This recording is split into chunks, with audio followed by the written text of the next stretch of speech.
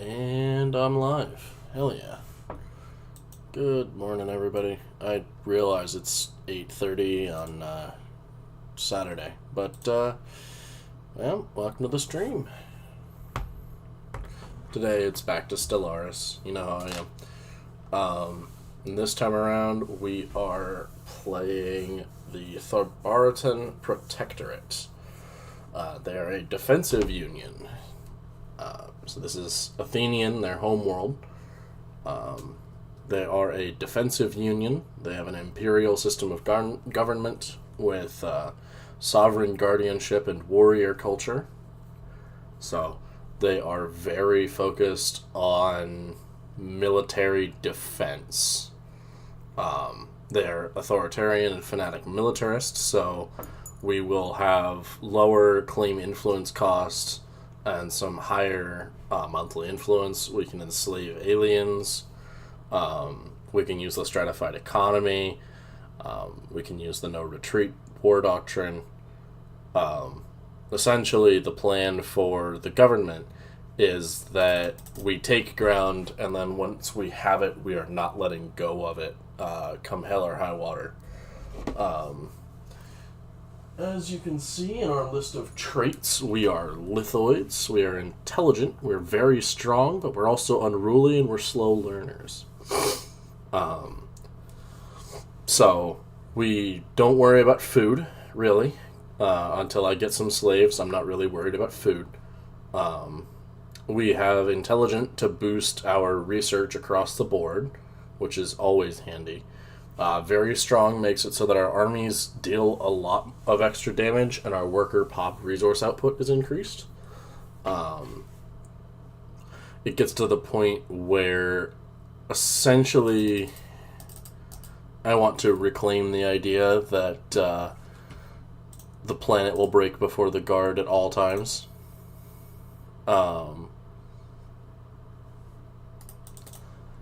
But we're also unruly, and we have slow learners. So essentially, we are going to have issues with empire size a lot of the time. If we have too many planets at any point in time, we are going to drastically lose out on our ability to properly expand technologically and to expand culturally. So we really need to minimize the number of planets I'm using in order to produce the most. But we're also running the Knights of the Toxic God, which should give us... Here, let me fix the ships real quick. Much as I like the mammalian ships, I'm thinking these guys are a much more avian style. I like how many sharp spikes there are on the avian style. Because it's all built around the idea that it kind of looks like a bird. So it's got sharp beaks and stuff. Anyway. Our ruler's titles are High Sword for a male ruler and High Shield for a female, with the heir titles being Lesser Sword and Lesser Shield for their respective sexes. Our little intro: since time immemorial, the Tharbaritans have been a warmongering, highly specialized combative race. When the Toxic God found them, it gave them a great unifying hope and much reason to consolidate their masses. When it left, it gave them a reason to seek it amongst the stars, causing the few disparate clans of the Tharbaritans to join in a coalition to reach for the heavens. Now, the Protectorate seeks to defend her worlds at any cost, and will gladly split the galaxy in two to defend her people. So, we're going to start on 1,000 stars in a starburst configuration with 0 AI empires at the beginning. There are no advanced AI starts. 2 to 5 fallen empires, 0 to 1 marauder empires. Normal tech and tradition costs, some extra habitable worlds, a lot of extra pre-FTL and pre-sapience. The crisis is going to be normal strength, randomized, mid-game and end-game start as late as possible. Because I like to play a much more calm game. The difficulty is Ensign, which is just my preferred difficulty. Hyperlanes have half the density of normal. We'll see normal amounts of abandoned gateways and wormhole pairs. I still have the 2 guaranteed habitable worlds. Caravaneers and L-gates have been turned on, but xenocompatibility has been turned off. And with that, we start.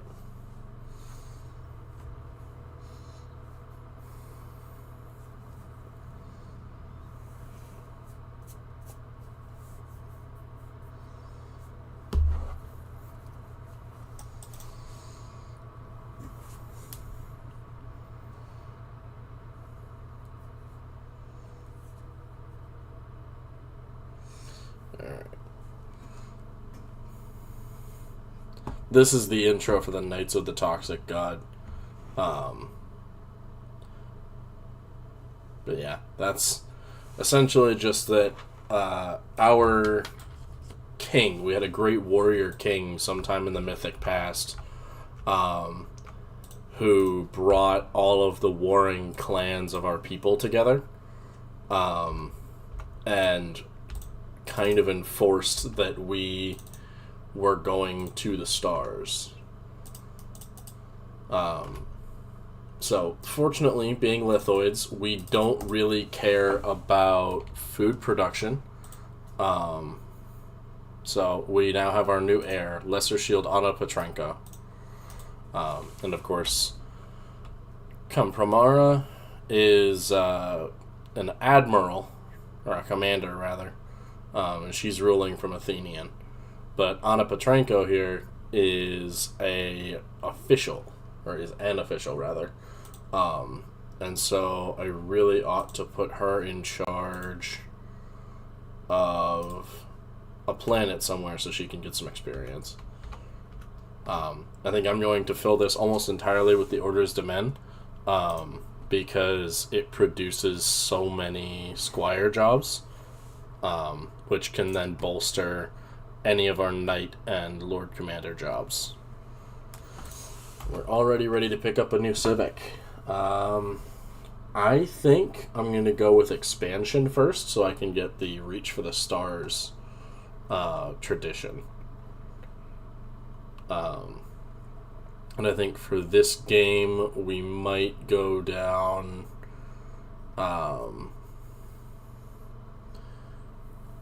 I think for this game, we might wind up going down the genetics tree, maybe?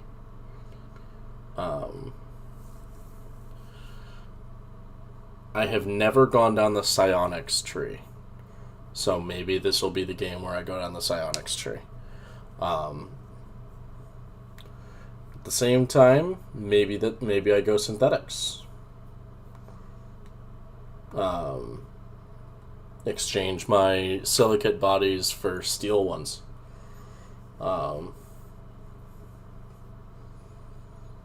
Because cybernetics is cyborgs, where synthetics is robotics. But I think for now, we'll just start out with the expansion tradition tree, and we'll pick up Reach for the Stars as soon as it's available. So this is the Macabre system. This is our home system. It is a Toxic Gods Leavings home system. You can notice we have the quest for the Toxic God resolving. We currently have some low amenities on this one. And I think that's because we don't have any clerks working. Now, I can't remember. No, they just turned consumer goods over into Unity. That the bureaucrats. Yeah, I need,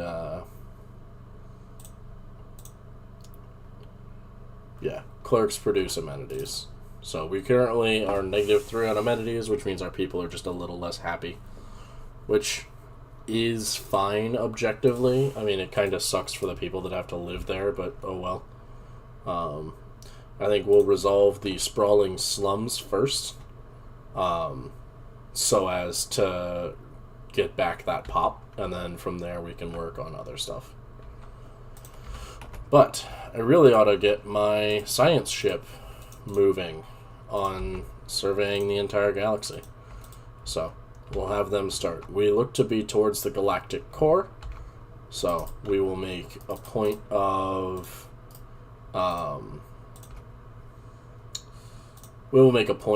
going through and trying to claim as much space as possible. We can launch our agenda. In our case, I think it is wise to be cautious.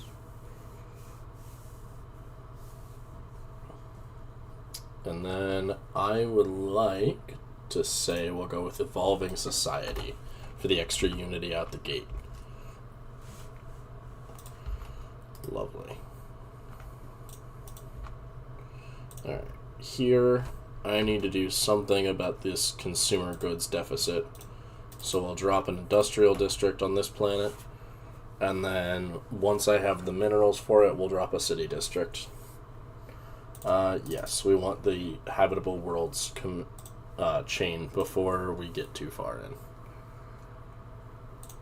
We will reduce our empire size by a decent amount.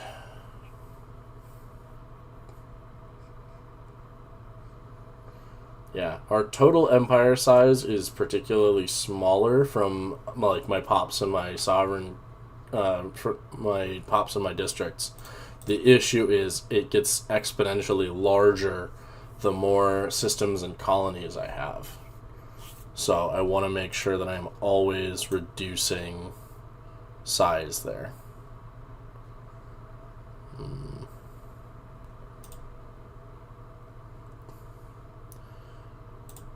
Now we can take mining rush, that's fine. And then Antoine Bergeron has one. We'll also give you the mining rush. Let's grab Starbase upkeep reduction, because that's always helpful. Campramara is ready for a new trait. So I'm going to say we give them logistic understanding, which reduces ship and army upkeep. Because I don't really need more naval capacity. I have a high naval capacity at base. Mwenye Okonwo is our commander for the ground. So we'll give them an additional level in Butcher. Or sorry, no. This is our current fleet admiral and Minister of Defense. At some point, I should think to get them on a planetary invasion force. Because Butcher is basically worthless in space. It only affects army damage, so it makes much more sense for me to divert them over to army work. Yes, I'm aware of the fact that I'm going to run out. Let's clear out a lithoid monolith. Once I've cleared out a lot of these blockers, I'll have the space I need for a couple extra generator districts. For now, let's grab capacity subsidies. And let's grab geothermal fracking for increased mineral production.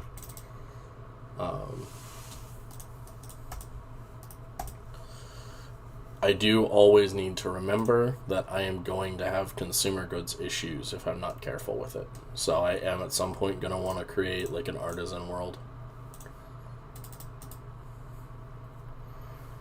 But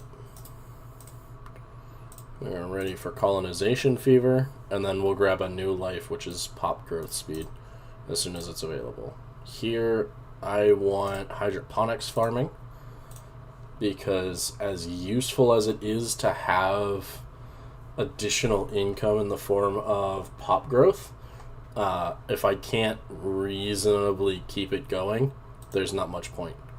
So our lesser shield, Anna Petrenko, is ready for a new trait. She will, of course, take the throne when our current leader dies, so we want to make her into a good politician while we have the chance. I'm going to say we give her a level in Mining Rush, because any lithoid that has Mining Rush is more or less guaranteed to help out with their own food production. So we've got a reasonable amount of alloys stocked up. I can probably start expanding the fleet soon.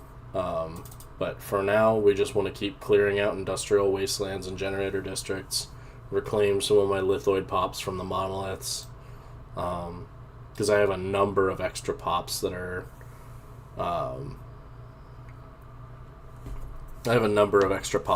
currently locked up in the rock, and it would be a lot easier on me if I had those freed up. So we will enable more generator districts to be built, and soon here I am going to need to implement restrictions on how many people can be on this planet. I'm going to start with essentially just clearing everybody out of the planet, like getting them all out of the rock and everything. But after that, I'm going to implement a pretty heavy restriction on who can go where. I'm thinking we take technological ascendancy for more research speed, and we build Rhea to be an absolute tech rush. Because if I build Rhea to have some research labs, because let's see, the Knights produce tech points. If I create more orders denizen, I can get more squires, which will then produce more output for my Knights.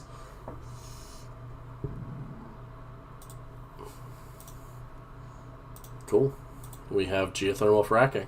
With that, let's get mineral purification. I know that'll vastly increase the amount of minerals I can produce.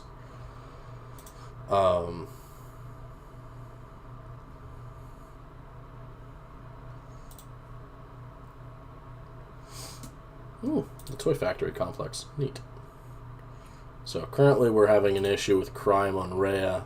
Not much issue, but a bit of an issue, which means I just need somebody to fill the enforcer role.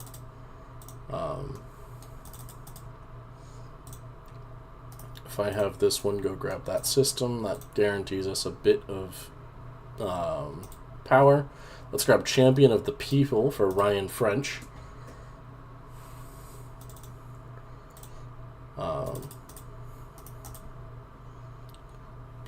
I do believe each of these is eating up a district slot, but I might be wrong. Alright. Hydroponics farming is done, so let's get biodiversity studies. That way we can get some extra society research out. Let's prep another lithoid monolith to get cleared out.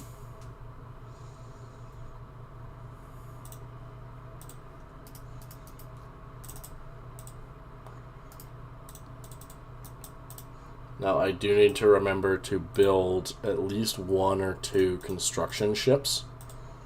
We're going to do the It's a Bomb, Destroy It on that. I don't want to deal with the consequences of leaving it. Let's grab Fusion Reactor.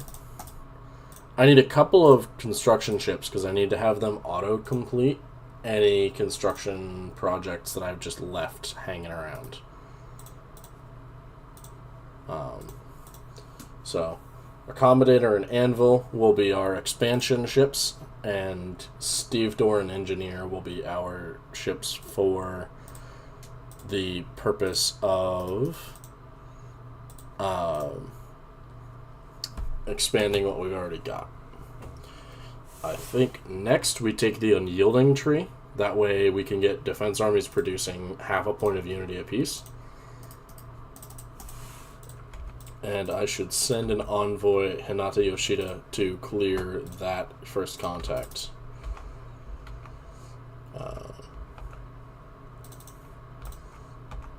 So, the Diligent is doing her work. We'll grab Lubomir Tvardsky. Twardowski. That's what it is. With enough squinting and looking at it, I guarantee I can pronounce most anything as long as it's written in English letters.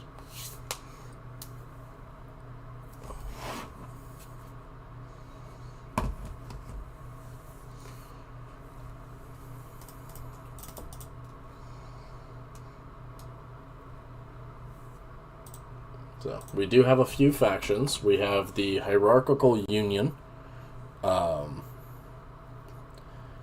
which their ethic is authoritarian, and the Knights of the Void are authoritarian militarists. So, we are currently meeting all of the Hierarchical Union's demands, basically, except for the ruler does not have their empire ethic. The Knights of the Void are complaining about we have low naval capacity usage and we haven't killed any Leviathans.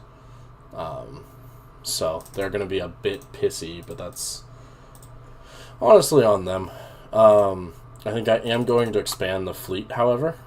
So we will begin work to better my fleet power, which ought to help me get in better standing with the Knights. Let's launch Evolving Society. And next up, I would like to get...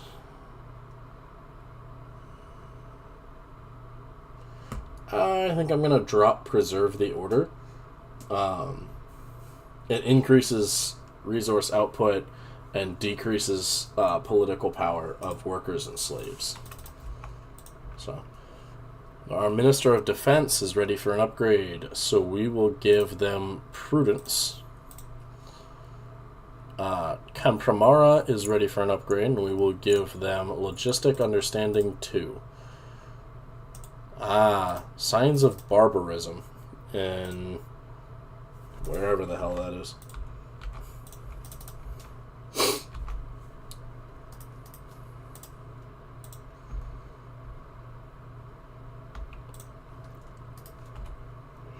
Alrighty, let's dispatch the Anvil to go claim Wistral.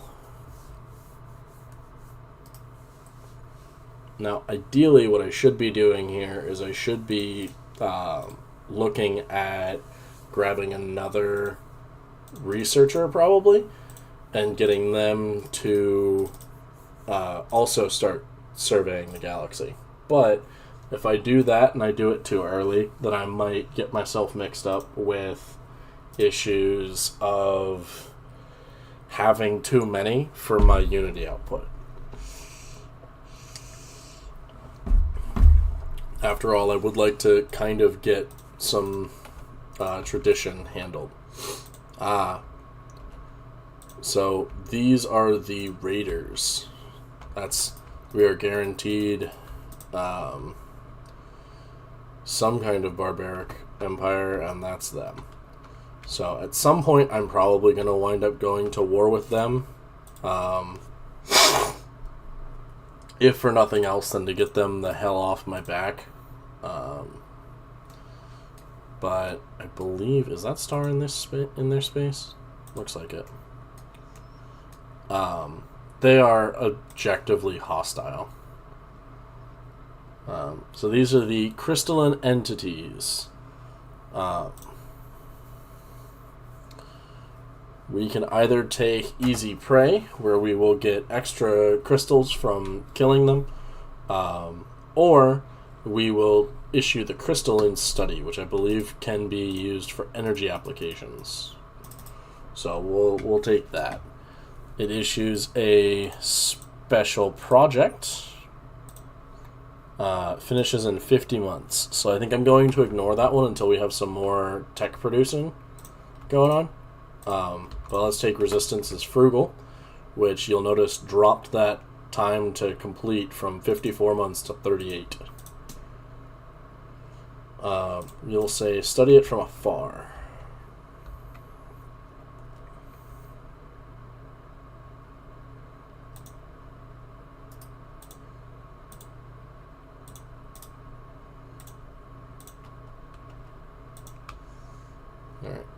let's have the Anvil just go back and sit in Wistral.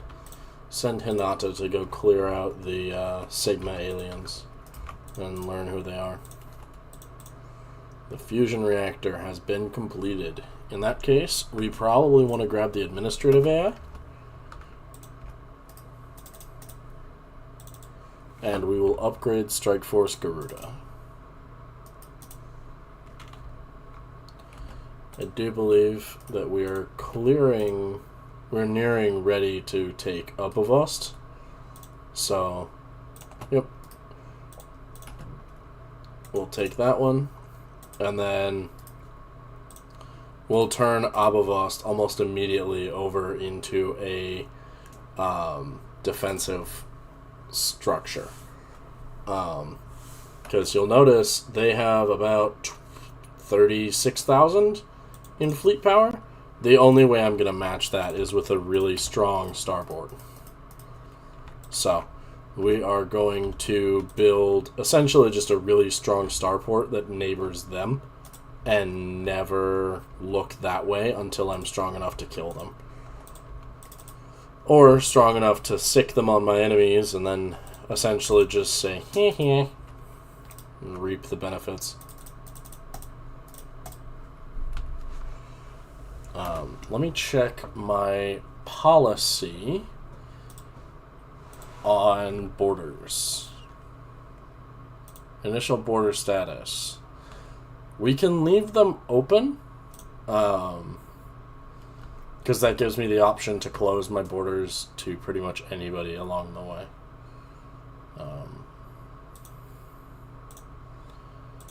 Our nightly duties...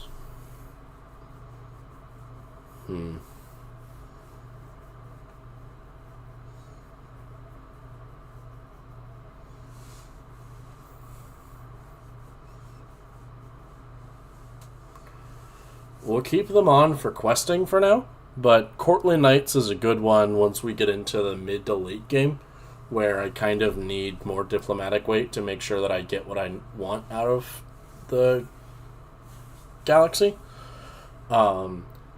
And of course, if I'm going into a war, then Knight Commanders is a really useful one, because that boosts home territory fire rate, ship fire rate, and some army damage. So, that's handy. I didn't realize that was an option.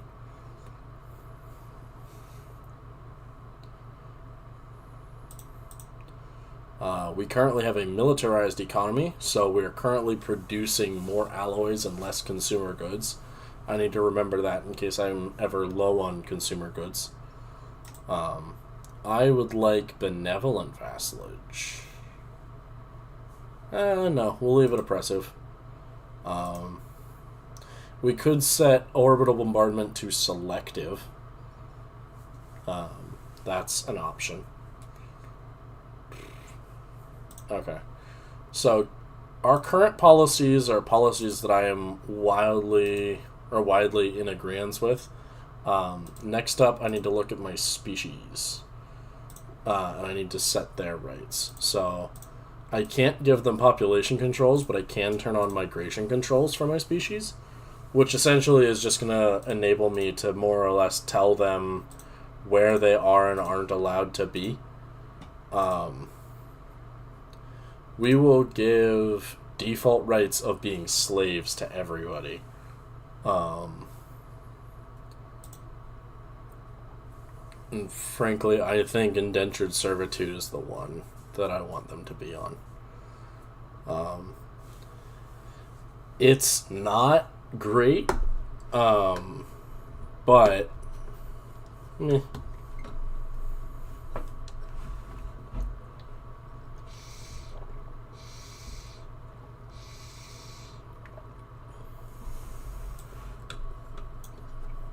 Actually, I think I should set that to domestic servitude. So essentially, domestic servants are... They're just going to bolster amenities. And then indentured servitude would have them work any worker or specialist jobs, but they can't work as an entertainer or a soldier.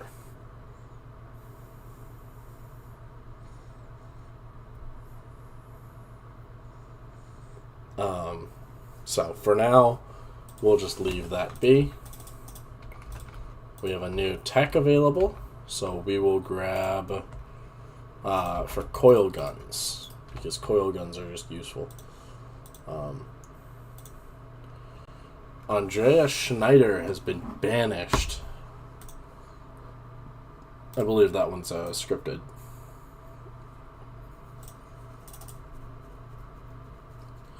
So, given my current layout, I should probably look at another industrial district. Because I have some extra technician jobs. Here is Sinople.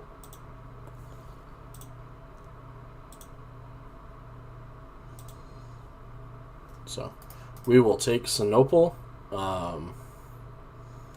and we will say that we will learn much from Sinople. So that just bolsters my research production further. In this case, we want defensive zeal, because I'm getting ready to turn Arbavast into a defensive platform.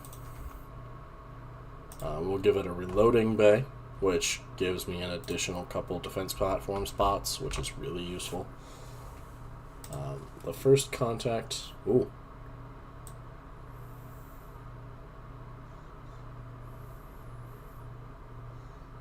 Cool.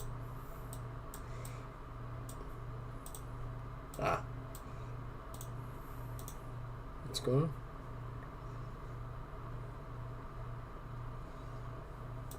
We have a negative situation? Where?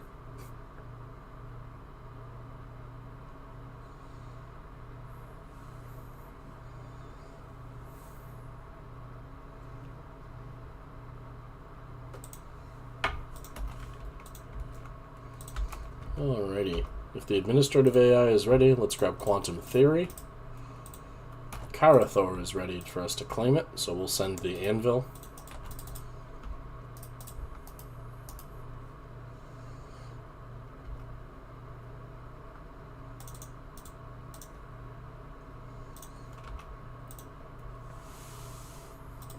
Oh, we found a free sapient.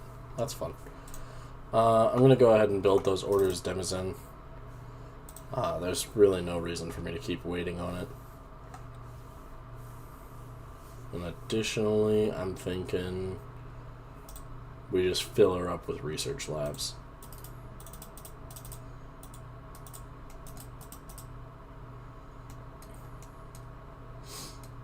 Alright, now is probably the time for me to go ahead and build a new science ship. And I should probably start buying up alloys to feed my my aggressively growing need for them. Alright, so we've got a few techs just finished up, so let's grab the Off-World Trading Company, and we'll take Starhold, since it's a really useful tech. Abavast needs her defense platforms. You'll notice I can give her 10 defense platforms. We'll grab Fortress Doctrine, which inherently reduces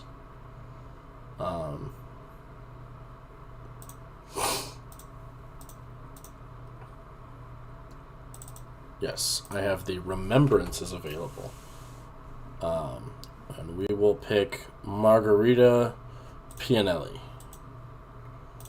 And we will send Miss Margarita out on a journey. Let's take blue lasers, since that one's just a useful tech to pick up. We'll go ahead and reinforce the fleet a bit more.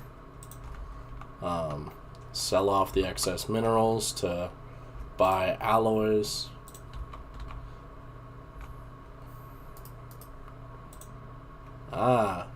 We found some honor-bound warriors.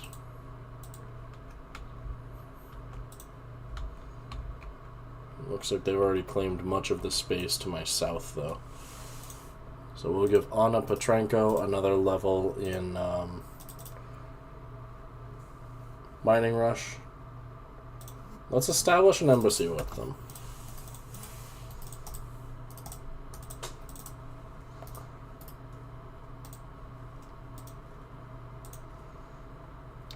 Ryan French is our head of research. And I do believe that as our head of research, I would like him to be a statistician. Let's get some extra research speed out of him.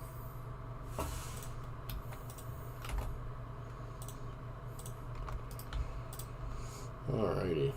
So yeah, we found a whole bunch of crystals there. Abavast needs an upgrade. And it looks like we are going to be playing a very tall empire this game.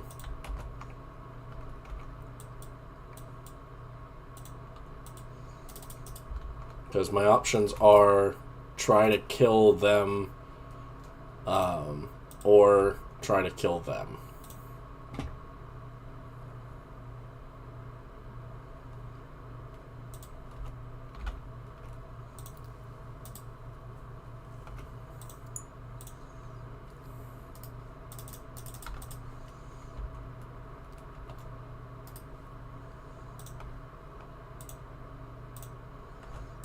We'll dispatch some boys to work technician jobs, but I think I really ought to colonize a couple of the planets in my space. So we will open up the expansion planner, tick colonizable.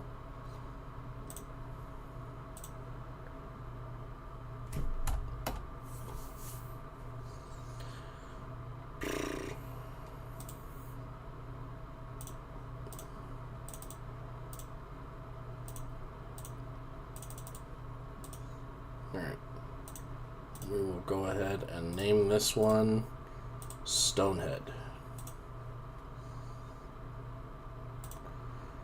And I probably also need a planet devoted entirely to minerals. So we will also be claiming a mineral world. Oh, we found an ether drake. That's fun.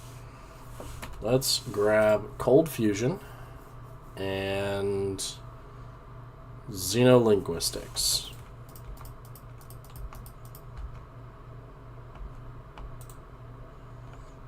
Lord, we are having a bad day.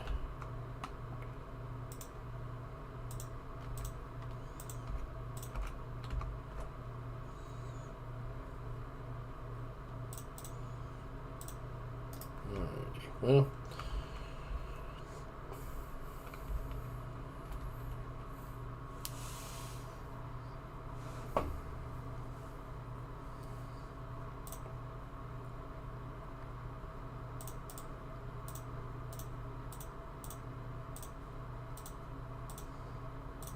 This will be Hawksworth. Margarita, take the roamer trait, please. We shall take Never Surrender. And I think we're getting to the point where I want those orbital habitats. So yeah, they are overwhelming compared to me in terms of fleet power, but everything else is roughly equivalent. Let's go ahead and upgrade my fleet. Grab planetary resurfacing.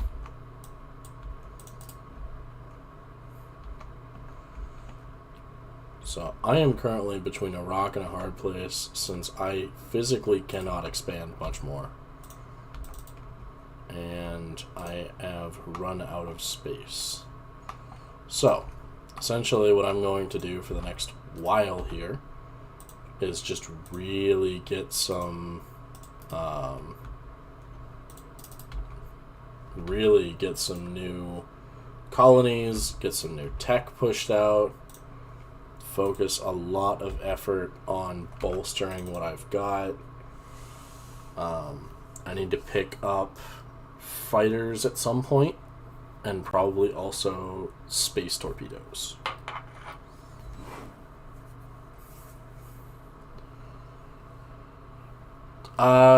Details for the Tharbaritans. Her ethics are: we are a fanatic militarist, and authoritarian is our governing ethics. The lore that I've spun has mostly just been since we're a defensive protectorate, or a defensive pact, we will be looking for holding our ground and effectively giving anybody that wants to try and claim our space a run for their money before they try to kill us. I'm not going to be a particularly aggressive empire, but I am going to be aggressively capable of defending myself, is my whole idea here. I probably need to give this one a city district, and an energy grid couldn't hurt. And then we will designate her to be a generator world. And then once Hawksworth is done, I will designate it to be a mining world. We have found one of the fallen empires. And they are direct north. Fun.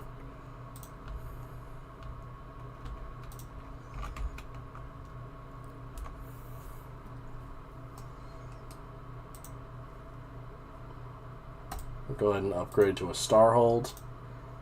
It puts a damper on my alloys, but meh.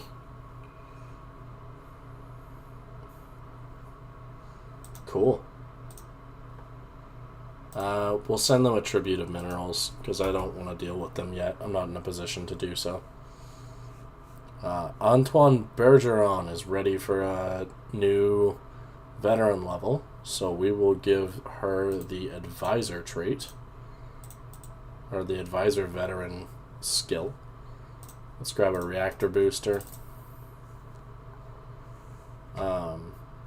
Regarding anything else with the Tharbaritans, species, tundra preference, lithoids, they are very strong and intelligent. They are also slow learners and unruly.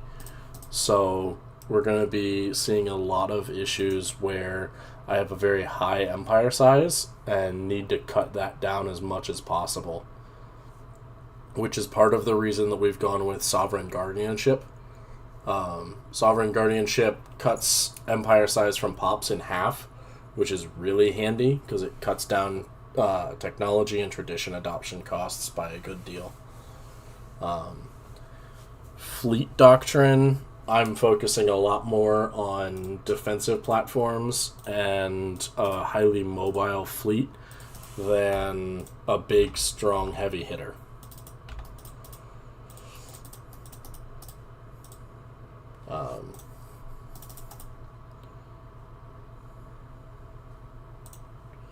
Let's see. Yeah, both of my factions want me to start dominating other people.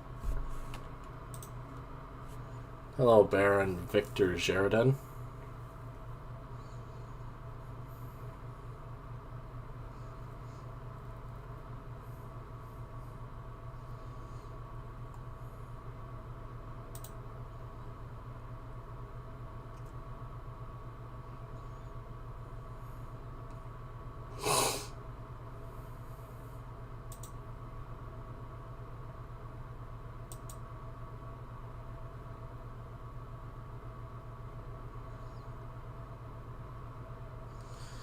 Alrighty. This leader is a commander and a strategist. His traits include military overseer, fleet organizer, artillerist, and melancholy.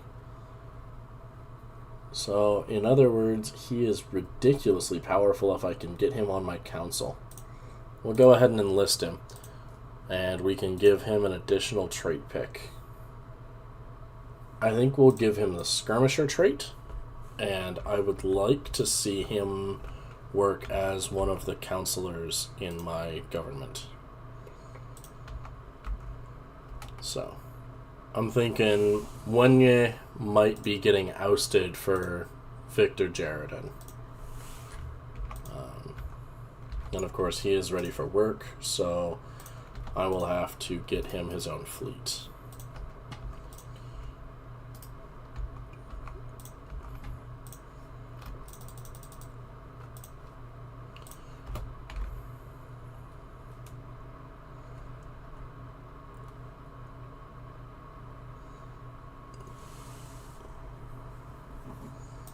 fun. We've gotten another commander. In this case, Loney Prip. He's a mercenary warrior. It's a trickster level 2 and an adaptionist.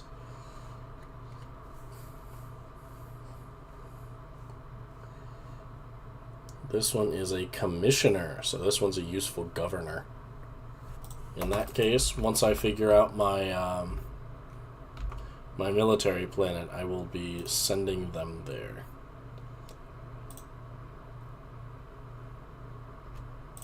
I could live on Chowden 4.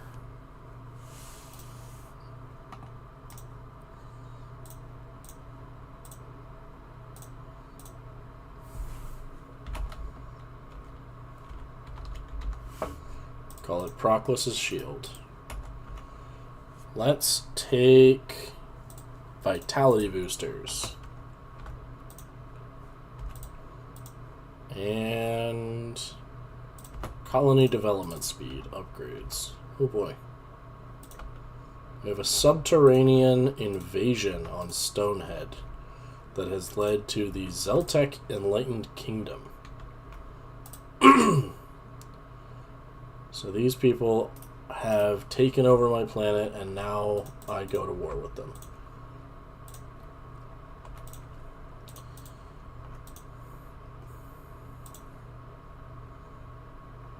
Where is...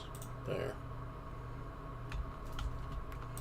First I need to levy a claim against them, so that I can just declare war for Conquer. We'll send Strike Force Garuda to go clear them the hell out of Dodge. An Adix Raider has arrived. An Adix shuttle.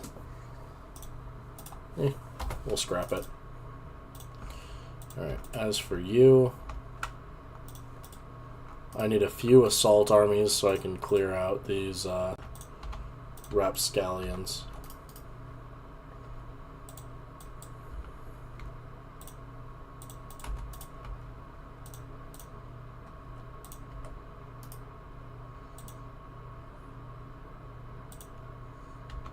To victory.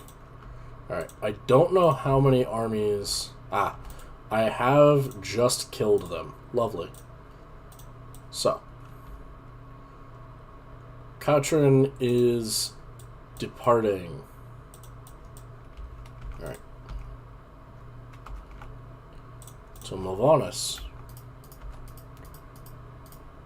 We do not have enough food. How much are they eating?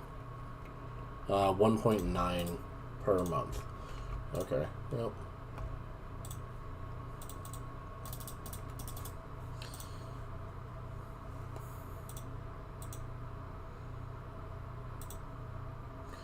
Well, if I've got pops that need food, it's only right that I make them some food. So, let's get a couple farmer jobs figured out. They are, by all rights, slaves, and they are domestic servitude. I will not be restricting their population. They actually have some pretty good traits, too. Cave dweller, thrifty, traditional, resilient, but they're weak and they're fleeting. So they make useful slaves.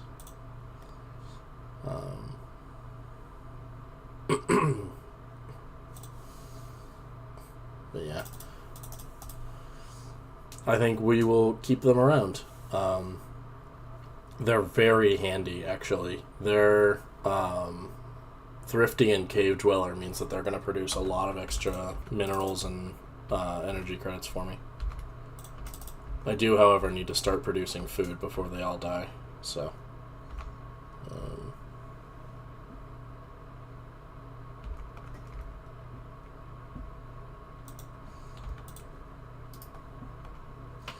the Tale of Knights Prisha and Katrin, The Finding.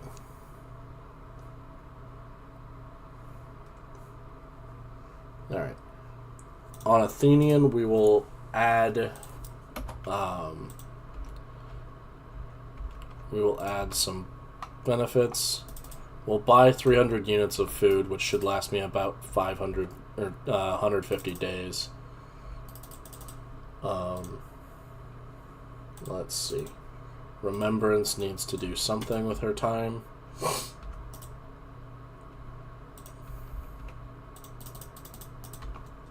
So yeah, we are currently losing out on 1.5 food per month.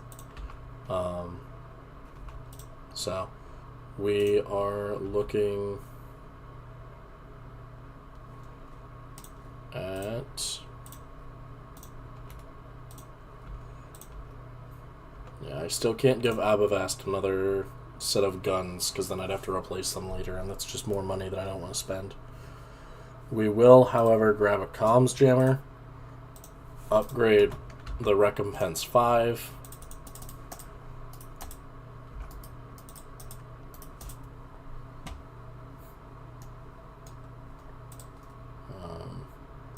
Kempramara can be a strategist, that's fine. Let's see.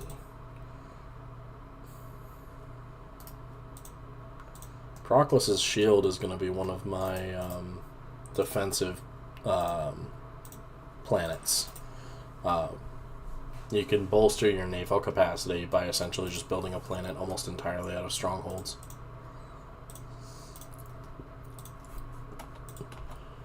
We've developed a new tech, so we'll grab FTL inhibitors. Moving on.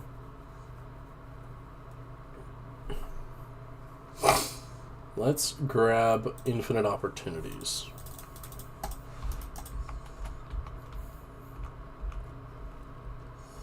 And then I need to go to Stonehead. And make that happen. I really need this planet to be useful for...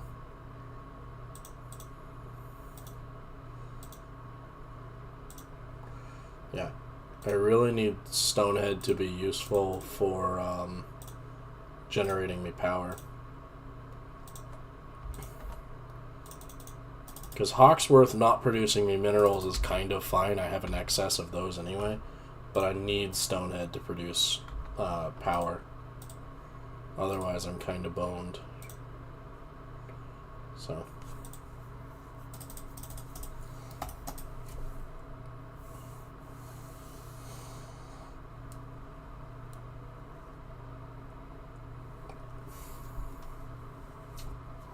Alright, Proclus's shield has been established, but it'll have to wait.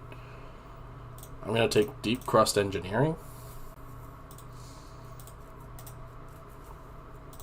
And it's time for me to start resettling Tharbarites.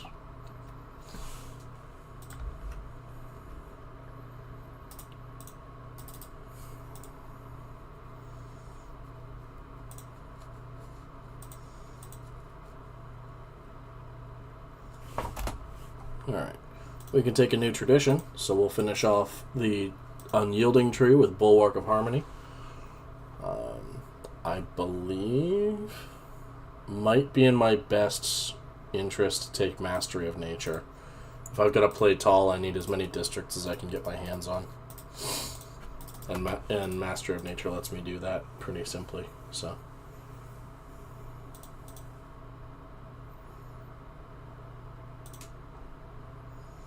Alright, so... We'll take Carrier Ops, which gives me hangar bays for my defense modules. Okonkwo is ready for a veteran class. I think we'll give them the general class. And we'll put them in charge of the transport fleet. Because I'm sure they're thrilled about being busy.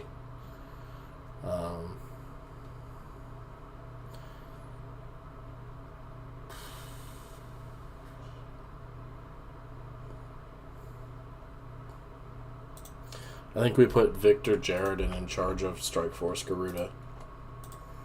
And let's get Hinata Yoshida on this.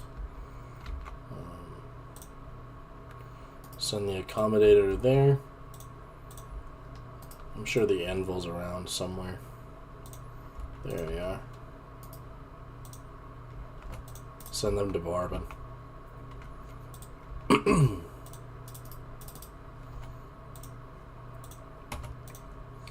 Yeah, we need to clear out the Psi aliens so that they can, you know, not be a threat.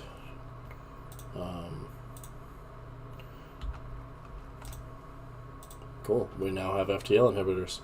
Let's grab UV lasers. Currently, I do believe I might have completed the tech I needed to be building orbitals. Yes. So we will begin building minor and major orbitals around everything in the home system that I can. And then major orbitals. I've run out of alloys. You would be honestly kind of impressed how often I run out of alloys. I like to queue up a lot of work all at once. That way I don't have to think about it too much.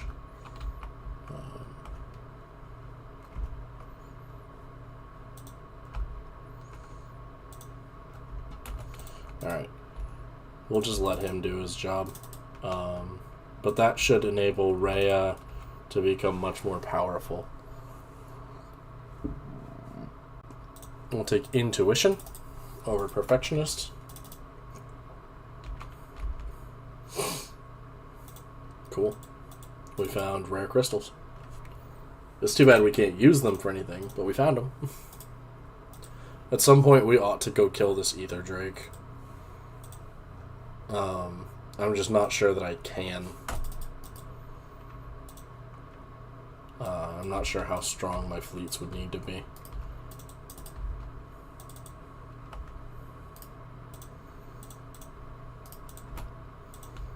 Oh, it might be the Carabineers, actually. Let's follow them to Macabre. Yeah, that looks like the Carabineers. Neat. We found a ghost ship.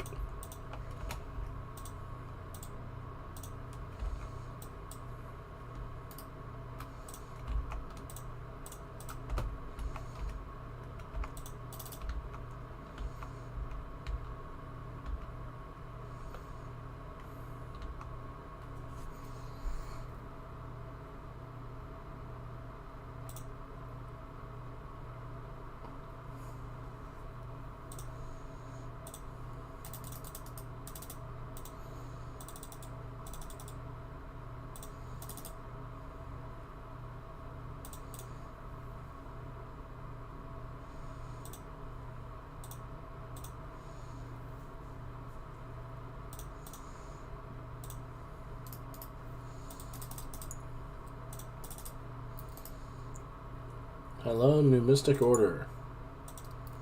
What do you have? You'll trade 200 rare crystals for a pop. No thanks, I need my pops.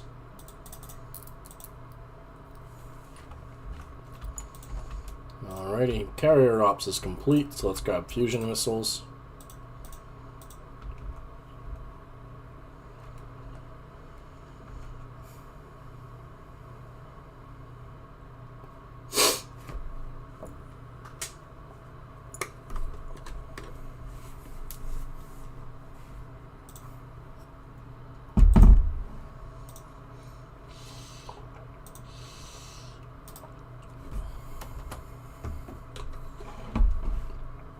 Obuma's baby.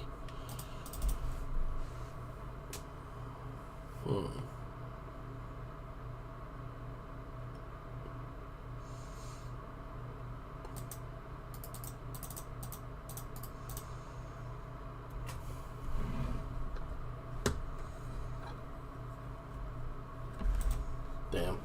That's sad.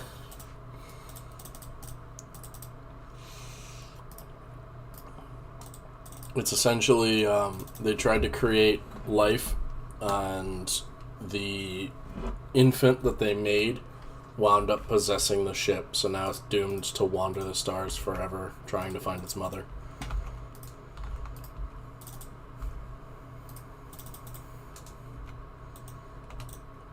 We've got UV lasers complete. Let's grab chemical plants.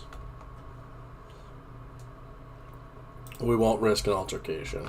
I can't really afford to. They have been able to expand more or less unabated, and I do not have the means to fight them.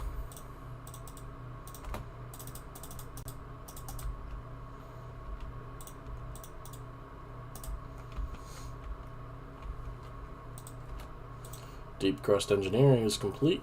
Let's grab xenohydraulic mastery. I'm not currently all that worried about how many star bases I have, since I'm going to be playing this one really tall anyhow. There really isn't much space for me to have a whole bunch of star bases. Even as defense platforms, there's just not much point.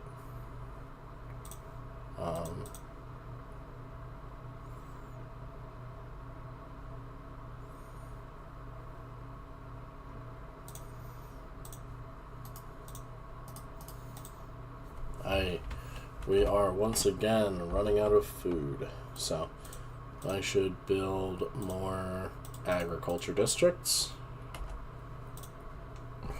I'm going to turn this one into a rural. That ought to help boost food output.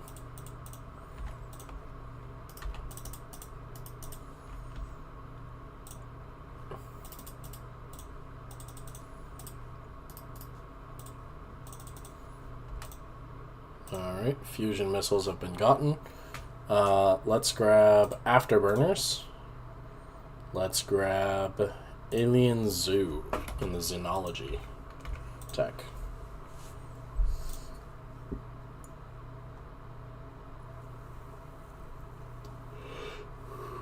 Okay, I want government, so we'll grab a precinct house. I have full up on influence.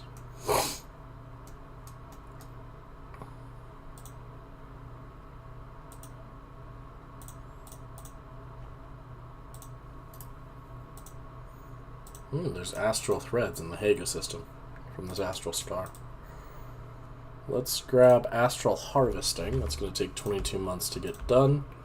But once it is done, it'll make my life a good deal easier, because then I can start using astral threads for stuff. We've found the curator order. Interesting.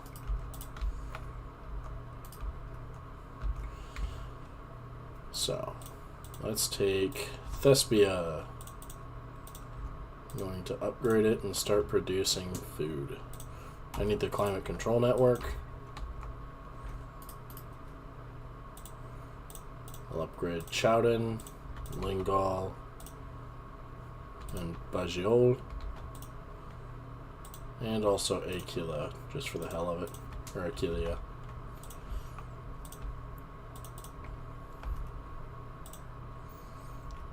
Abavast needs hangar bays.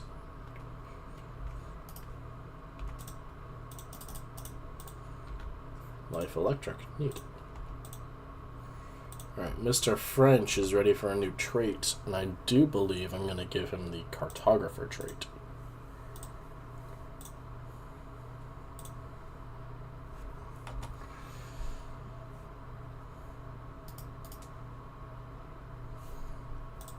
I'm just going to build hydroponics bays in a whole bunch of systems and call it good enough. Let's grab weather control systems.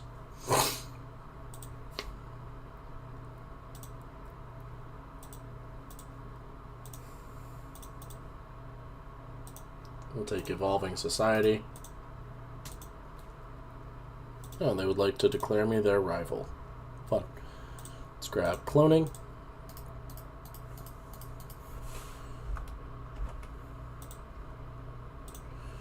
Well, if they're going to declare me their rival, then I ought to start up an espionage.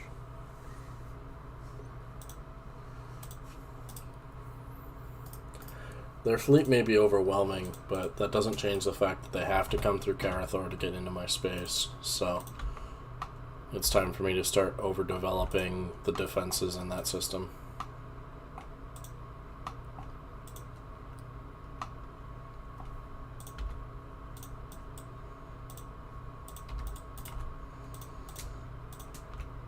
Because I simply won't be outdone. Not in my own space.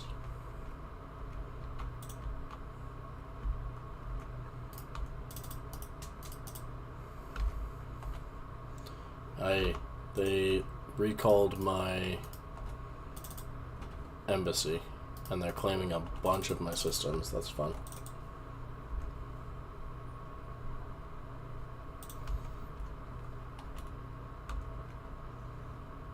Something tells me they're about to declare war on me.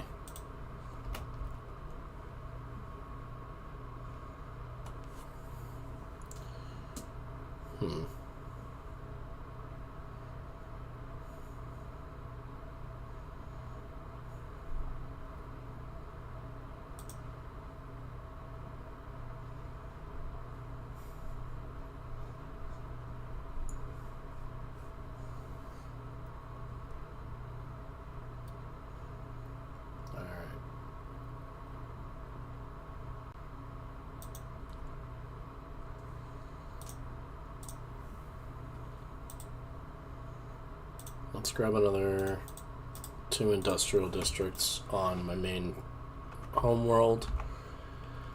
We'll take applied quantum physics. Okay. Yeah, they're insulting me. So they expect to go to war soon then. That's fun. Well. I just need to get enough to defend myself, and from there I'll let the chips fall. So the fact that I'm not producing enough power means that I don't have enough technicians doing jobs.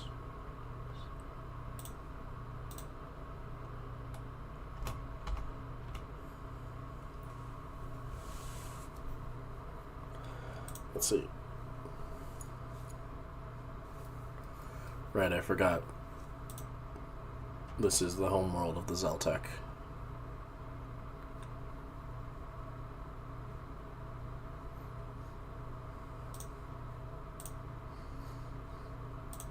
Alright, let's go ahead and build an energy grid. I need to clear out that massive glacier.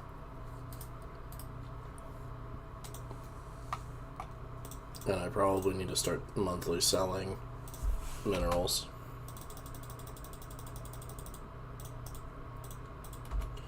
We'll see how much that helps my energy income.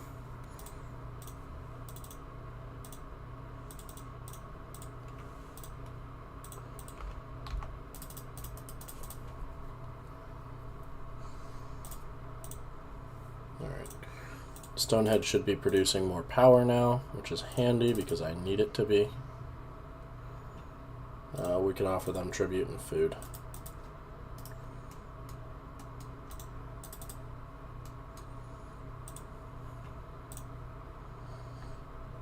We'll take that comm jammer.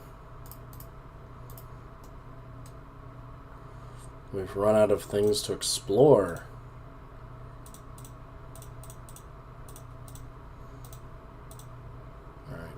Let's grab improved structural integrity, since that one's just inherently useful. Send the anvil to Ibloranda.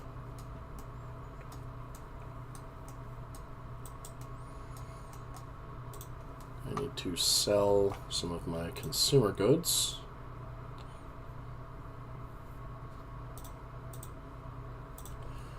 Cloning is useful. We will take xenobiology.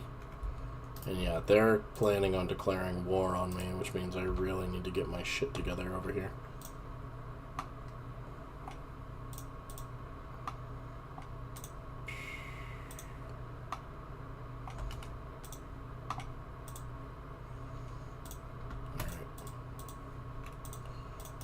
Build another defense platform there. Send Strike Force Garuda. I know their fleet power is overwhelming, but I have yet to see any of their fleets.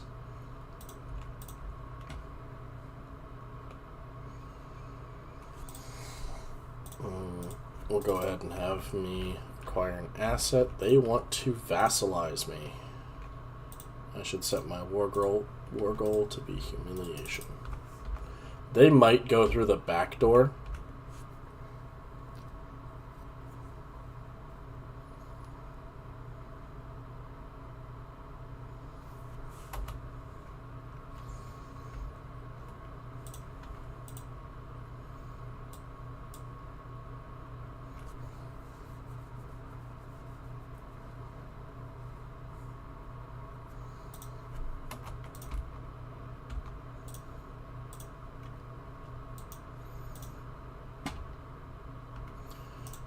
Barrier point defense.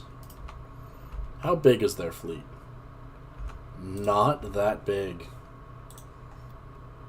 Like, Karathor might be able to take it, which is going to be kind of funny.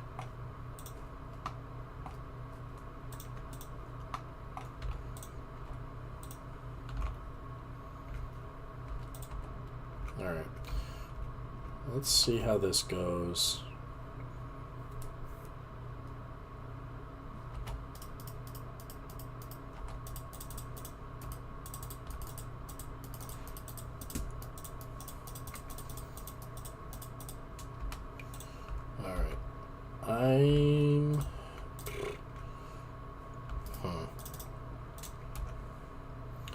I'm of a mixed opinion. So on the one hand, I'm just simply not producing enough to accurately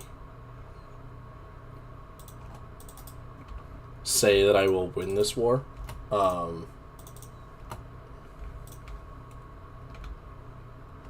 Let's see.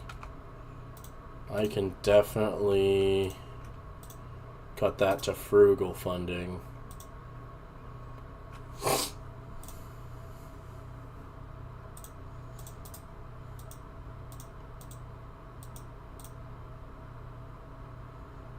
And then government policies and edicts.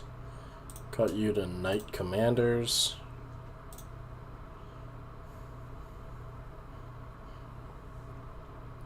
I want that militarized economy.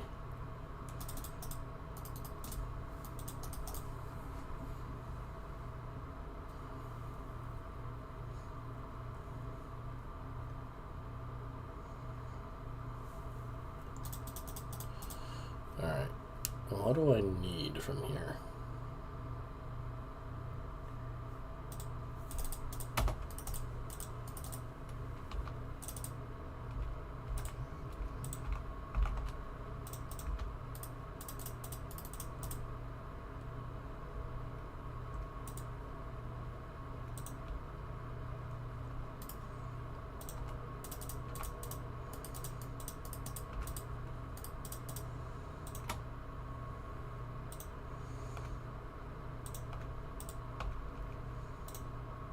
$6K versus $1K.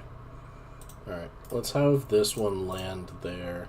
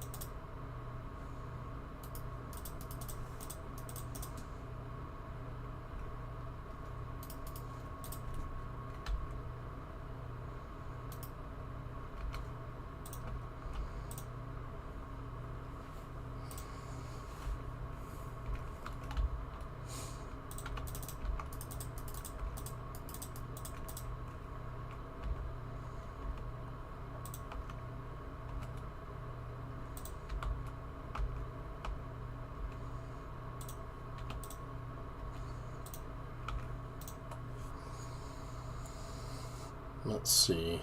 For my next trait, I'm thinking enmity. Because that greatly boosts me as long as I have stronger rivals.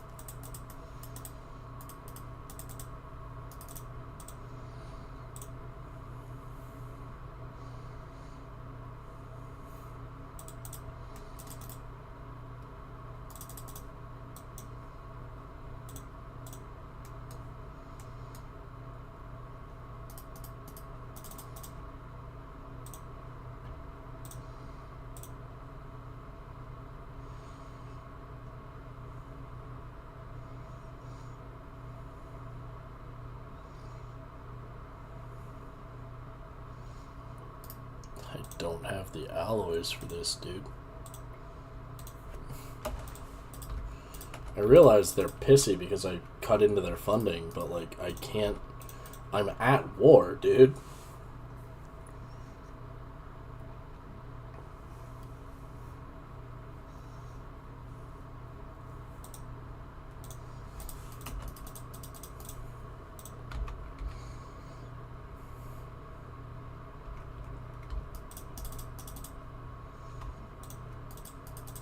I do like that line. You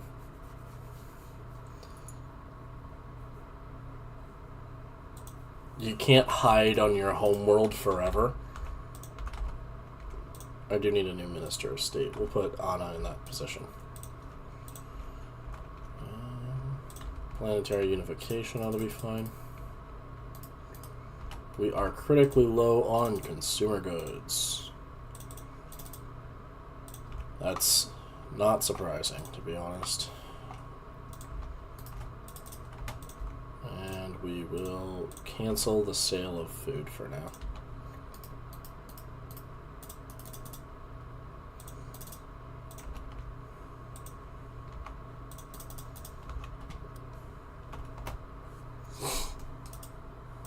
I might be able to sue them for peace.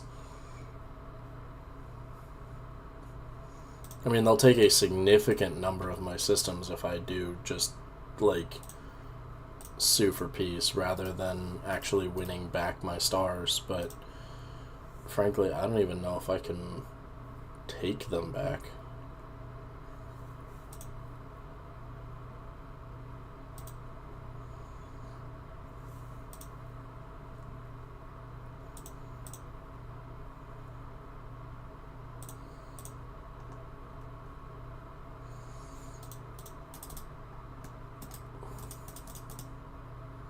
Yeah, they've taken Macabre.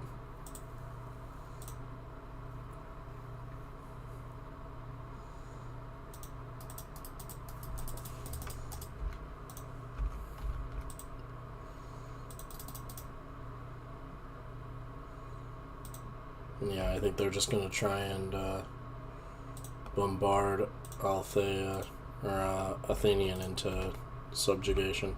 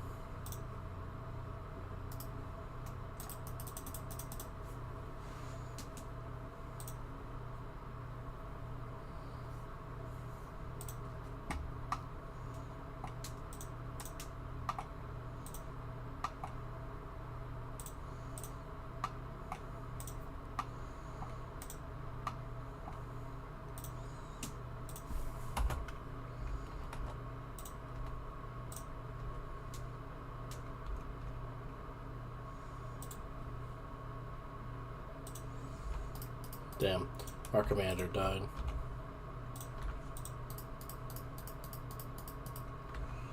Well, in that case, let's get Loney Prip.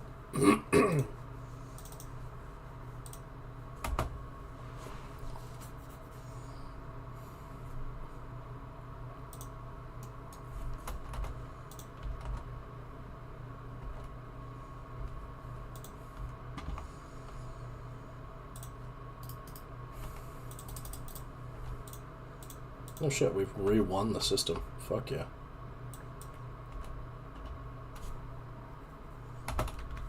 This might be exactly what I need, actually.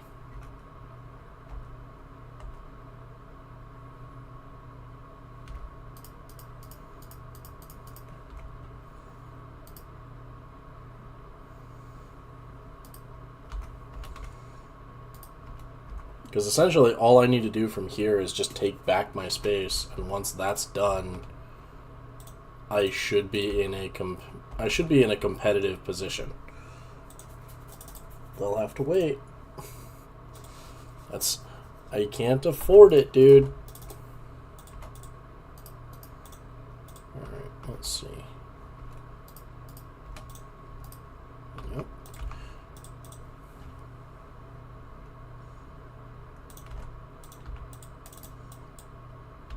Yeah. Take some minerals. Fuck off. Hey, by the way.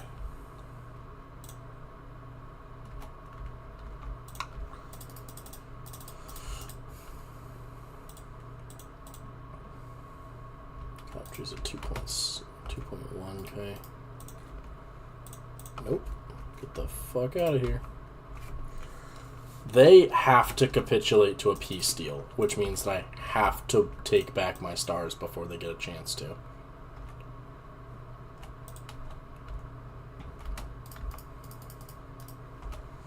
Because if I'm not careful, they will sue for peace successfully, and then I'm fucked, because they'll take these systems that they have, because they have claims on them.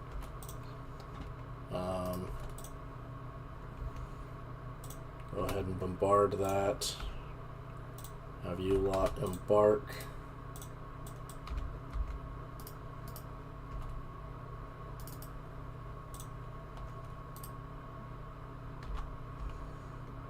Take out the station real quick. Okay, move on to Thespia.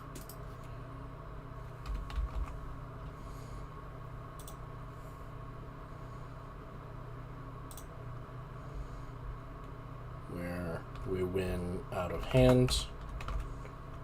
Next up, move to Wistral. Move to Wistral.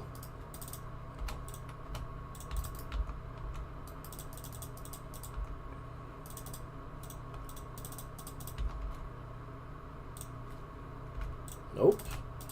You won't take my fucking system.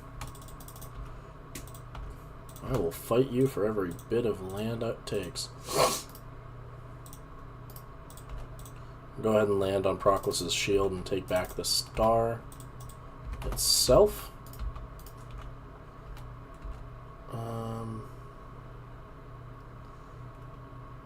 Everything's going to plan. Trust the process.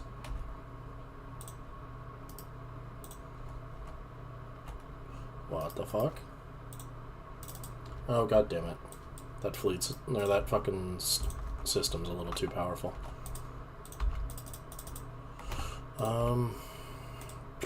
Sell off as much extra stuff as I can real quick.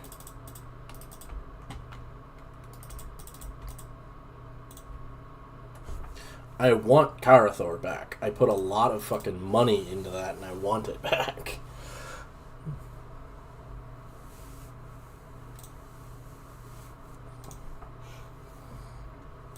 So, let's see. I need at least a few Corvettes to take her back, and that's the problem.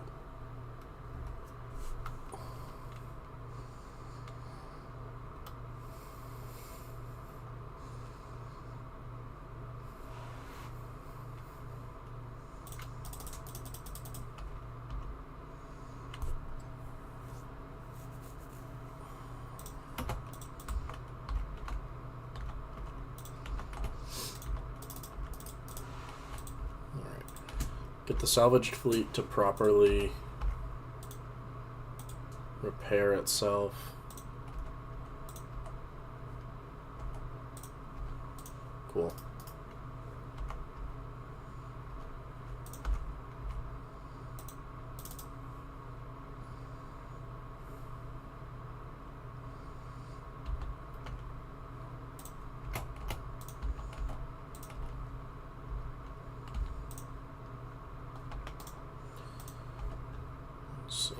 Returns in a couple of days.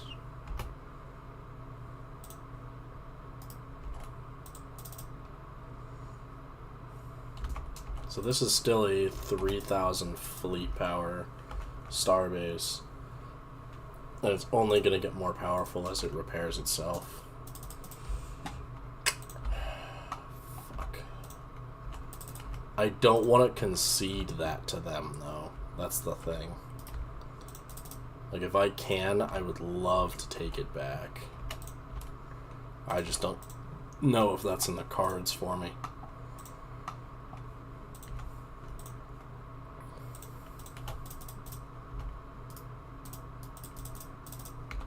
Because I'm running out of time to tell them no.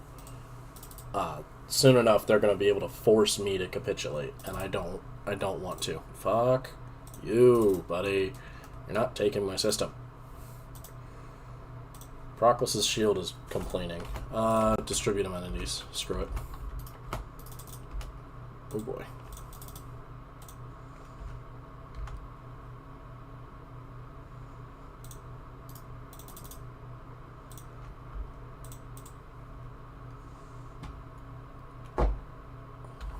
So that's a 3.8k fleet.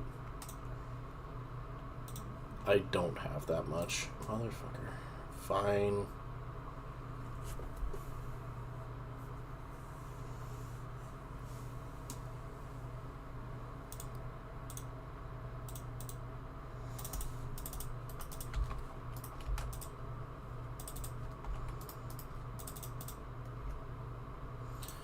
I need to spend the time that I have now to build up my fleet so I can attack them. But first, oh boy, I'll take Cartographer too. I have a situation developing here somewhere. Yeah, this one, where I'm sending them a bunch of amenities in exchange for them not revolting. Once that clears, Hawksworth, what's your issue, buddy? Yep. Hawksworth, what's with the complaint? Stability is low. Why is stability low?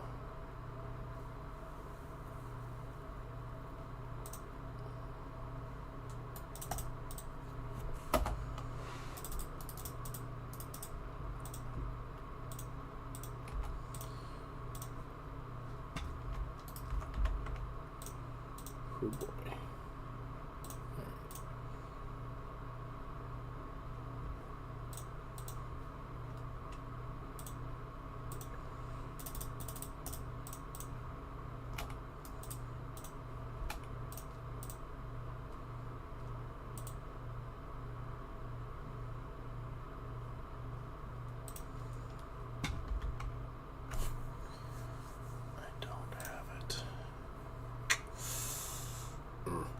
That's annoying. I don't have what I need to make this really actually work for me. And it's really annoying me.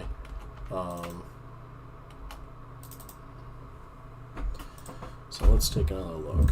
What do I have options wise? I need more food production. I need more consumer goods production. Because at the moment we're having significant issues with consumer goods.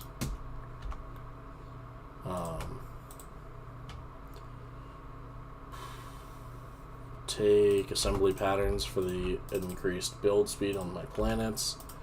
Athenian is having issues because of her criminal underworld, and holy hell do I believe it.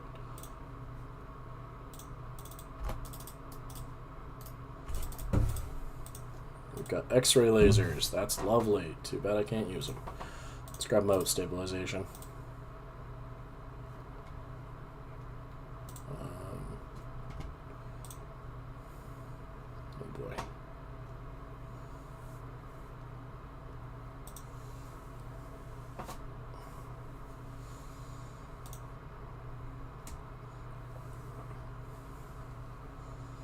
I'm simply not having a good time right now because I'm not able to produce enough of what I need.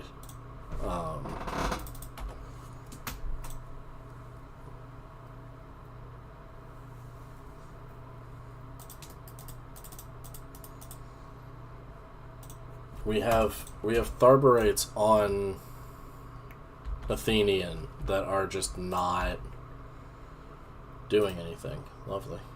Send them to Stonehead.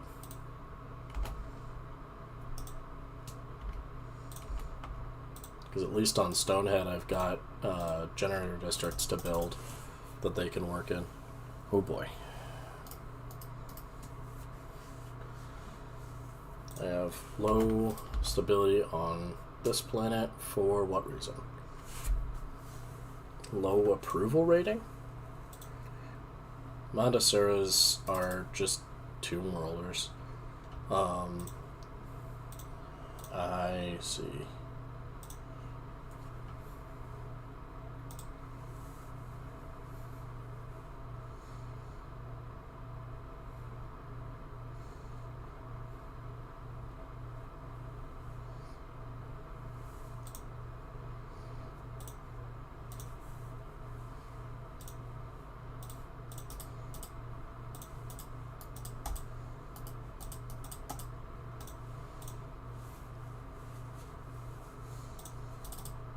They're generally happy with me. So we'll suppress the one that's not happy with me.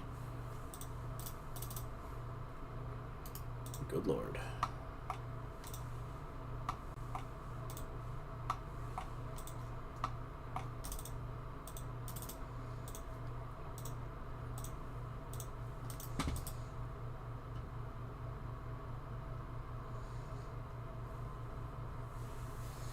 Okay. Need to cut our investments. Fortunately.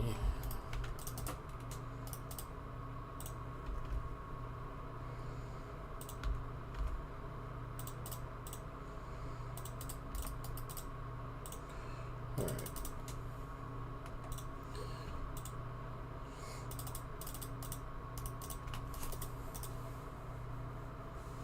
A rift in space. So now we've got the rift sphere is ready. So we've got our alloys are back. What about you? Drop the clerk jobs. I need to resettle somebody over here to work that job. Okay, that gets me... I'm not sure what happens if I run out of Unity. I don't think anything happens. I need more consumer goods, which means I need to do more work on Proclus's shield.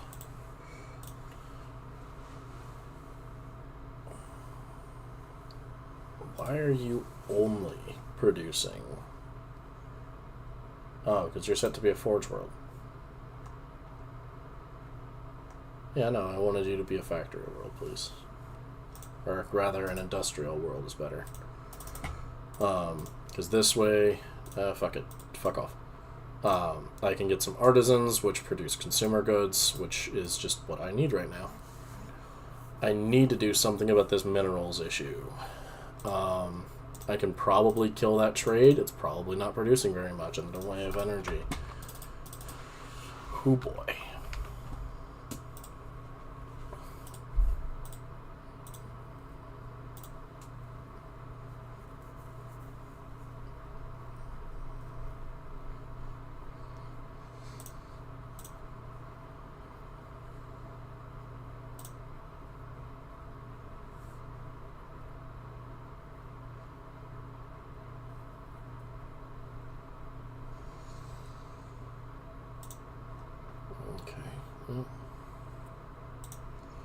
Of course that is. Distributive entities.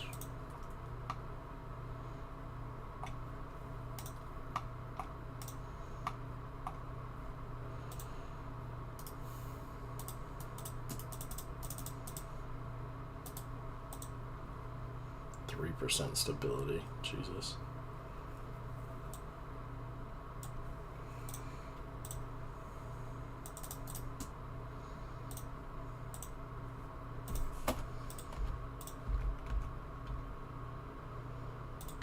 Preserve the order.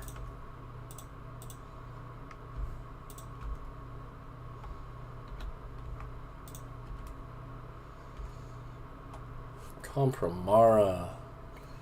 Give me Fortifier, please.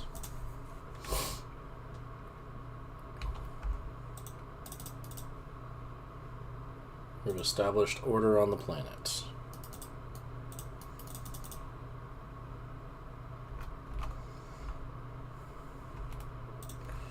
Got some new researches, that's good. Give me Railgun, please.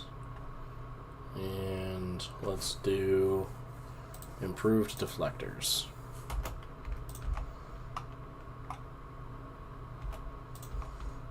I need Proclus's shield to get another, to get a civilian industries built.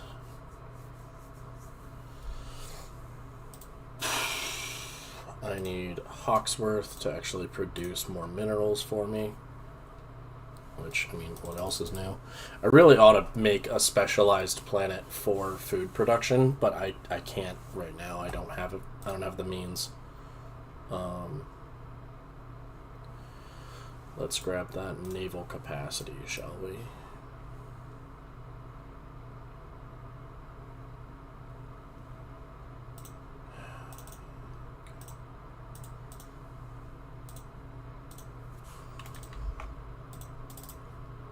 Oh boy.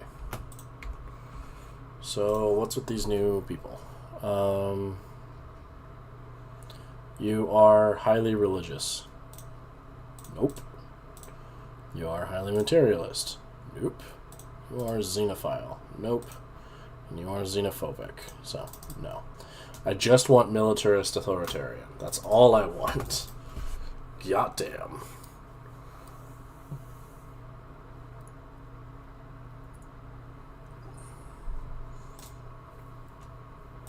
Alright, that planetary revolt has been paused for now. But good lord, am I having a time with it.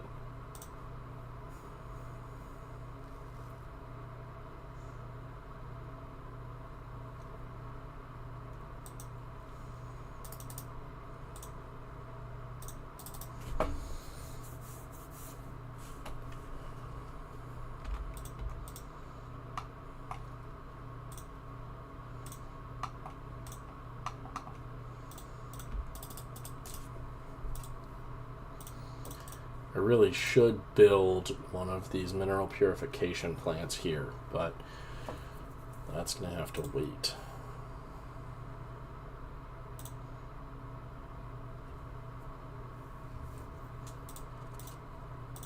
Proclus's shield. How much are we producing? Why are we not producing very much? What is leading to you not producing very much?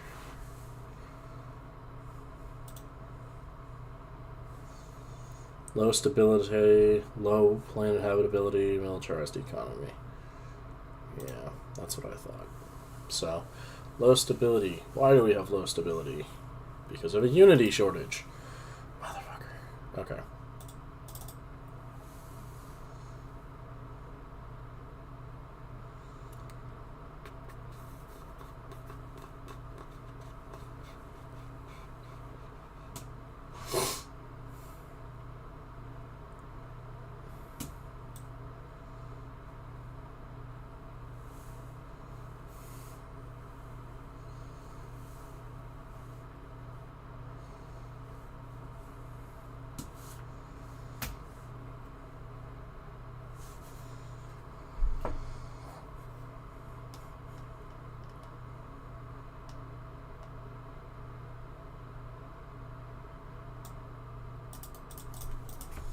Alright.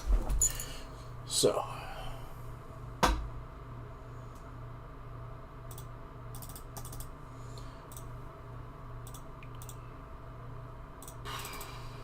Alright.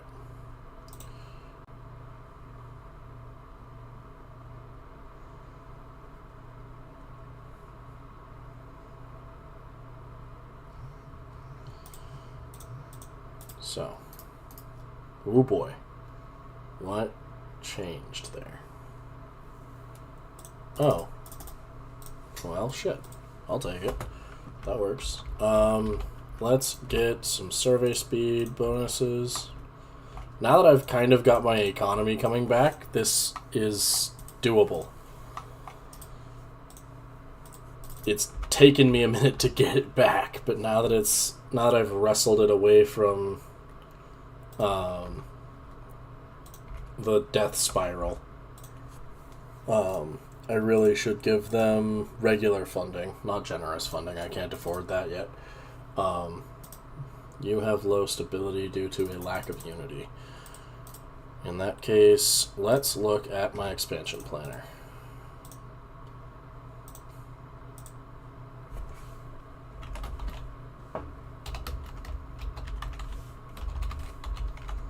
Call it Jangala's Harvest. That will be the planet I use for food production because it's the best one that I have. It also happens to be the largest one that I have available. We'll grab Haga 2B. Oh boy. Call you Lockney's Union.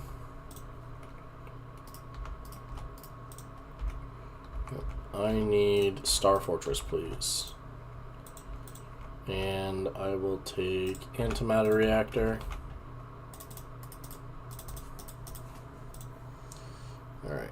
I have a strong need to clear that noxious swamp. Hello, Erudite Explorers.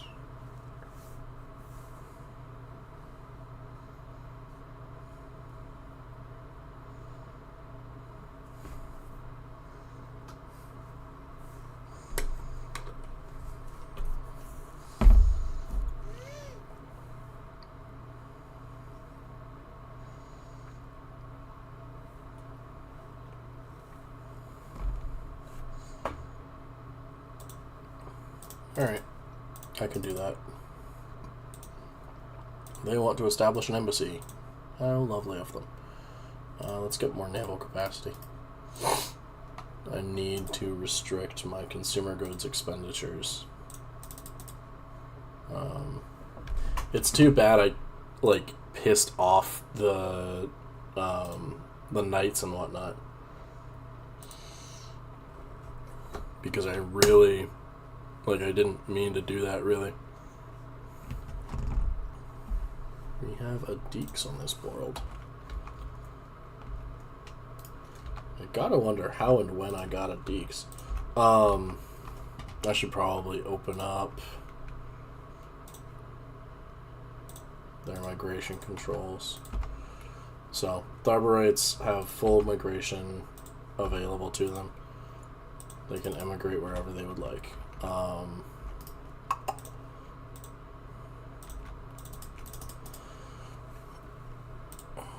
It's too bad that I can't put more clerk jobs on this planet because I kind of need them, but at the same time I cannot willingly give more expenditures to anything that isn't going to get me the consumer goods I need.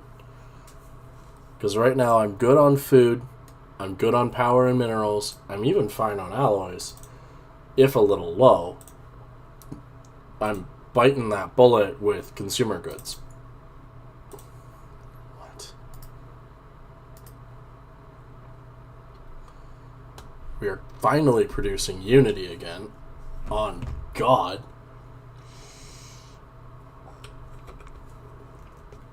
From low approval rating. Right, because you guys are kind of all over the place.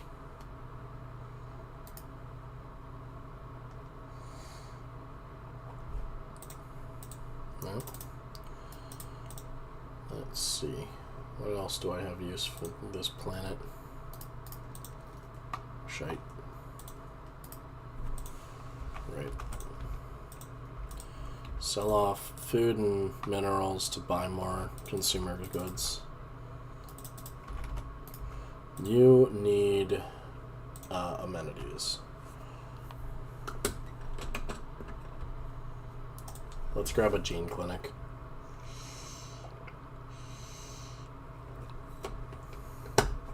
Because them improving planet habitability is fucking phenomenal.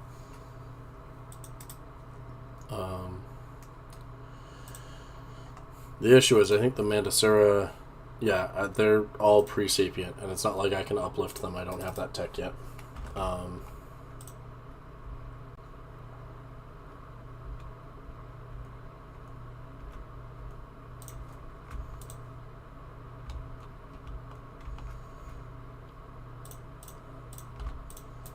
I'm going to levy more claims against them.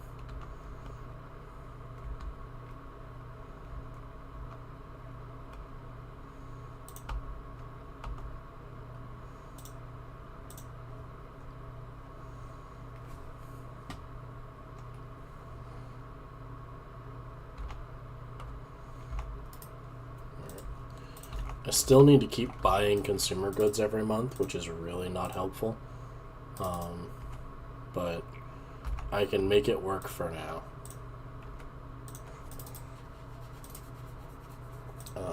At least until I can get Proclus' Shield actually producing enough.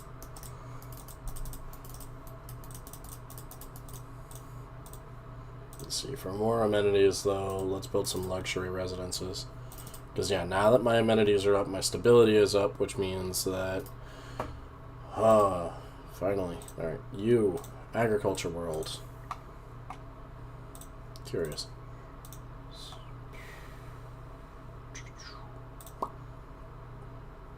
It's the toxic kelp is what I need to clear. Okay.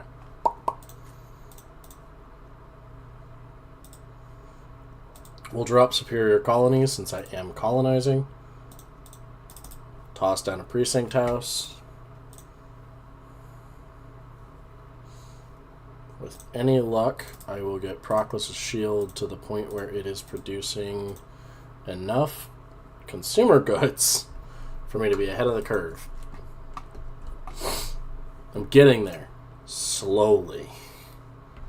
God, is it painstaking.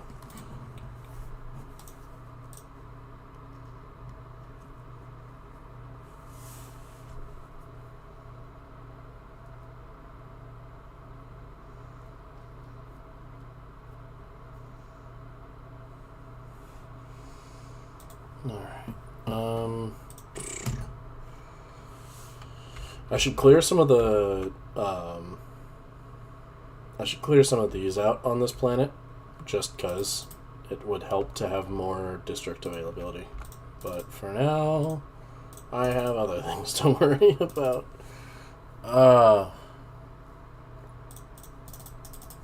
Also, Kelmec, I'm not sure if you're still chilling out in chat, but thanks for subscribing, man. It means a lot. Let's see. You are a mining world, so let's grab that mining district bonus. Oof. Drop in a precinct house again. I want no crime. Anywhere in my empire. No crime. Jeez. We're finally 0 on consumer goods. So, with any luck, I should... There we go. That should be positive. Should be.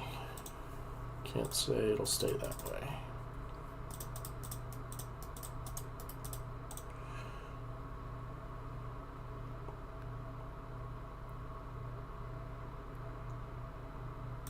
Neat. Lockney's Union. You are going to be a unification center. That's my job for you.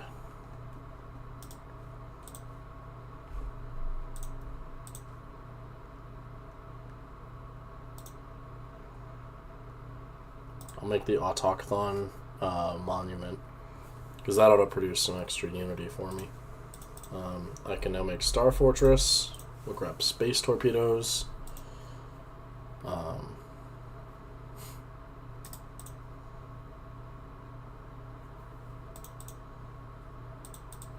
Okay.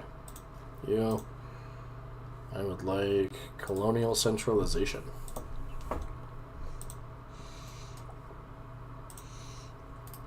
Really, they're no longer a valid rival. Holy fuck, what happened to their fleet?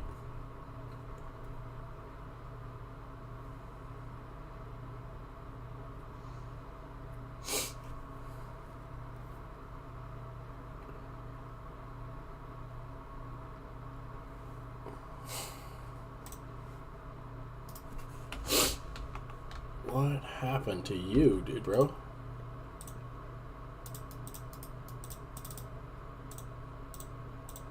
I am going to send one of my ambassadors to make nice with these people.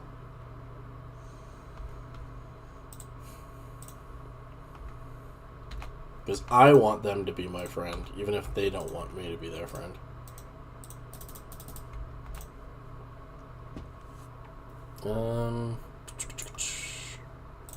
We'll take Expeditionist for Anna Petrenko.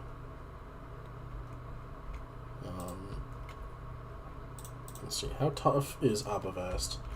13k? Yeah, that's not strong enough.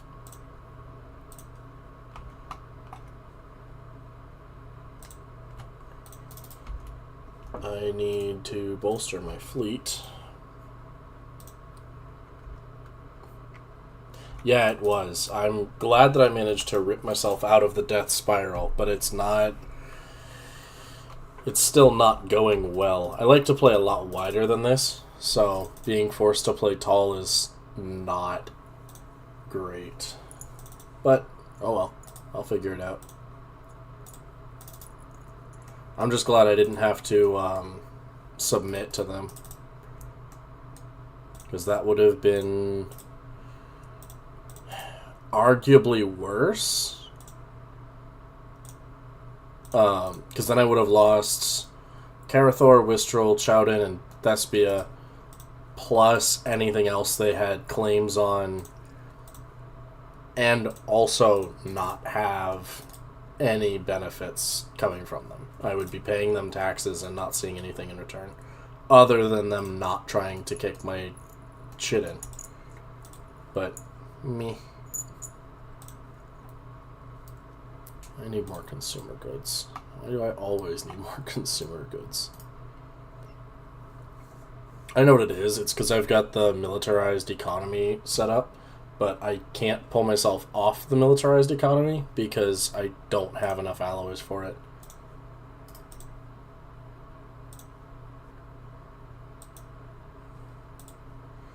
Alright, we'll take Eclipse. I'm still... Oh no, I'm not still rivaling them. Well, now I'm rivaling them. I thought I was, now I am again.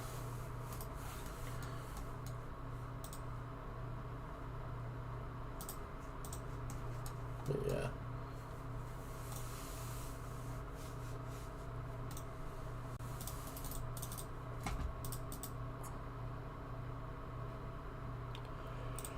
Let's go ahead and pop open all of these things that I've got just chilling out down here. At some point, I really ought to research Rift Sphere, but I can't give any reason to do that right yet.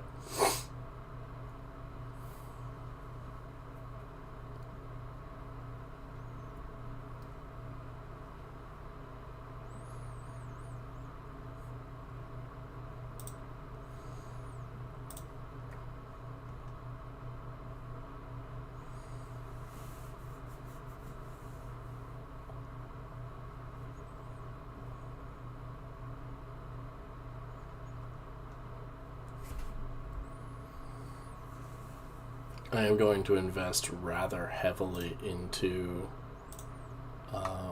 a lot of military spending in order to bolster my borders.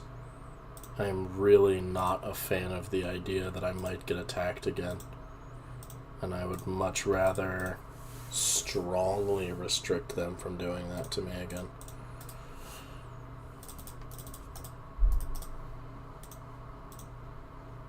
Alrighty, let's take Psionic Theory. Not that I need to be going down psionics right yet, but it's helpful for the reduction to empire size.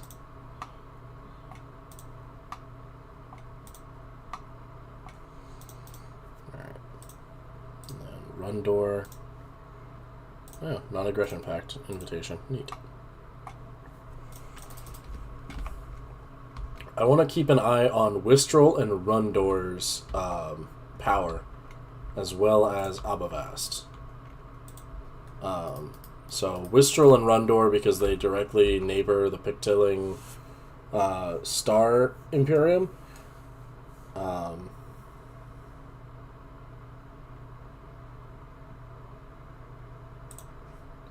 and Abavast because it's technically a backdoor to get to me.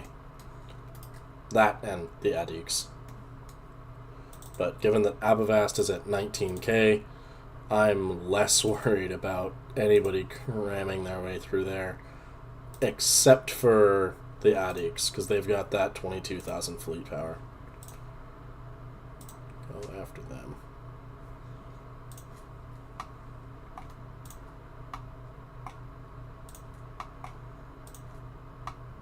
And of course, I'm about to do a very not quite bright thing and sell a whole bunch of shit to get these guys to go after them. They are equivalent in fleet power, which means I think they've finally gotten their shit together. But we can use this to acquire a new asset.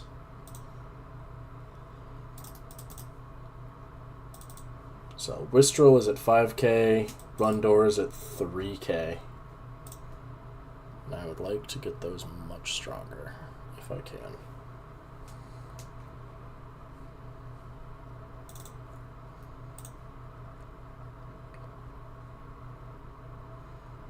Build a resource silo there.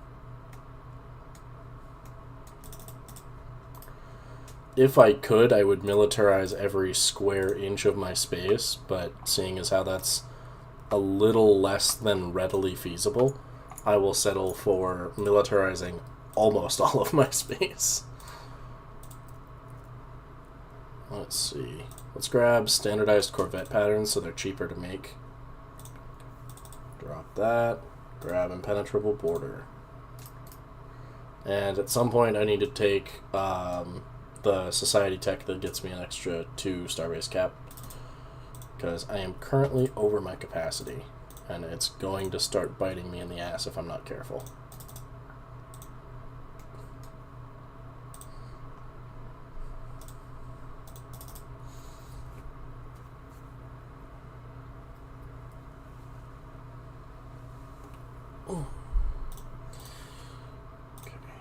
Hawksworth, we'll go ahead and give an upgrade to.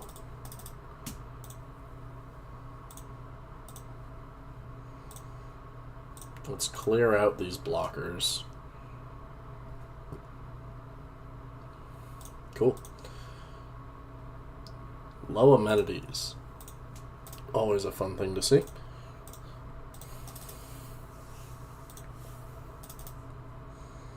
Low amenities means low stability, means low output from the planet, which is just annoying. Let's see. We'll take basic combat roles.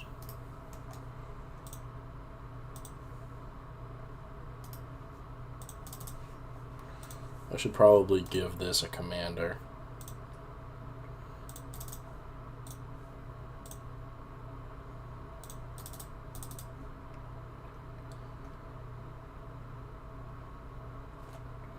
Salvatore is going out. Alright, well, best of luck to him.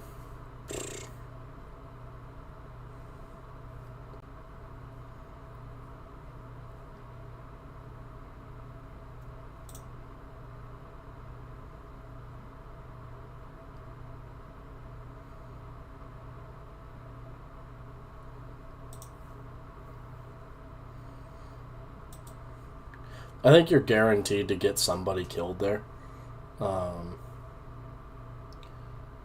Let's see. We can use the swarms as a weapon. That produces extra food. Let's take the mining station output benefit. We'll take Rise to the Occasion, which gives me some official capacity, which is always handy.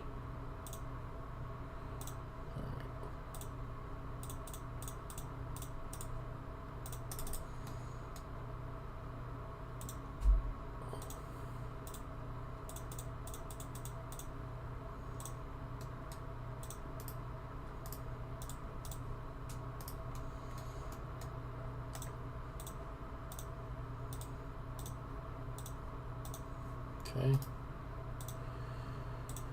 Yeah, they are considered superior, which means that I'm actually going to get benefits from rivaling them, which is always handy.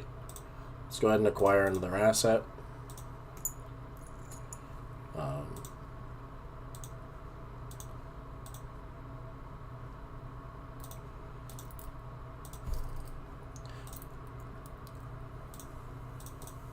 Psionic theory is done, so let's grab ocean ecology management. Buy another pack of consumer goods to fill that treasury space. And then as soon as I'm able, I would like to upgrade this to a starhold.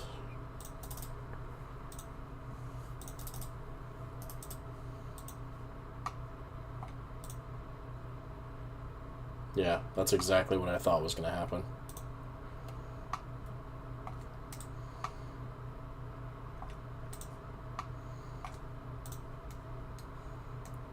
They realized I wasn't going to claim this space and decided to take it for themselves. I have an open counselor position. Well.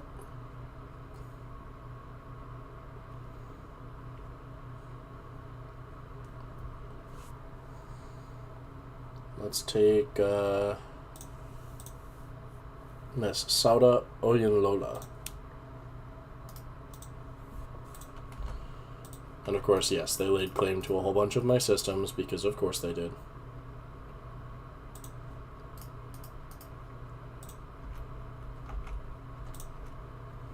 Alright, this is Wistral Station. I want Rundor upgraded.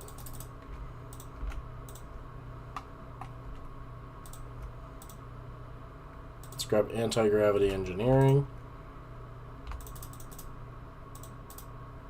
The Jonan assimilators. Cool. Well, we'll just keep the hell out of their way and we'll be fine. And if they want to turn us into cyborgs, who am I to say no?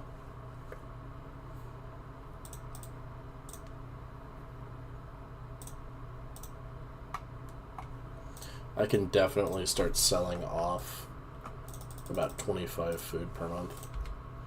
If I'm producing that much excess, I can start selling it. That's fine. What is the chemical bliss? Whatever. Let's get epigenetic triggers, that way I can uplift those pops that are in my empire. Because the more pops I have, the better off I am. So these are the Magonids. They have Tomb World preference. They're industrious, intelligent, but they're wasteful and they're jinxed. Well.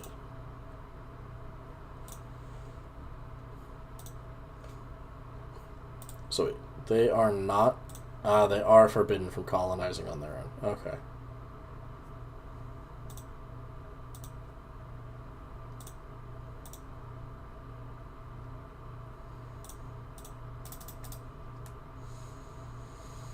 I'm tempted to make the Zeltec something other than domestic servitude, maybe indentured servitude. They would get a lot more political power that way, though, so I'm not sure how I feel about that. Oh well. Jangala's Harvest.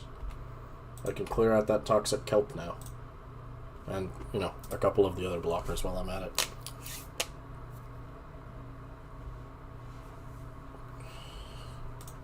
Alright, we've got something going on here. Ah, we found the Oracle. Rhea.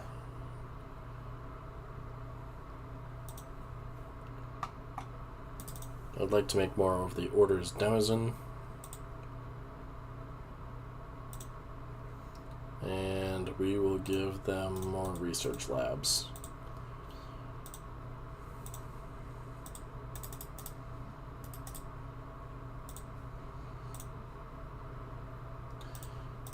I do need some precinct houses, though.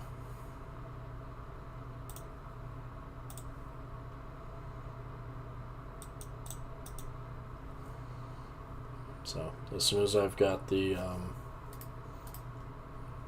minerals for it, go ahead and do that.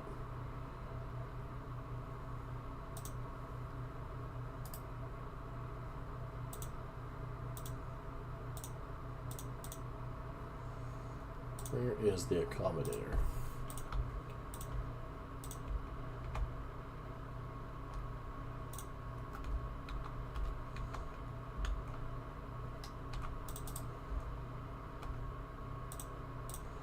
Okay.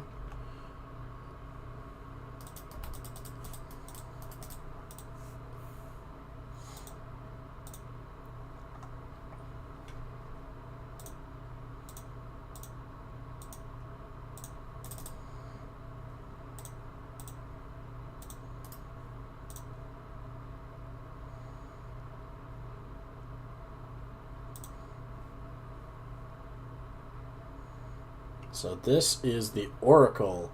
The Oracle is, I believe, yes, they are immortal.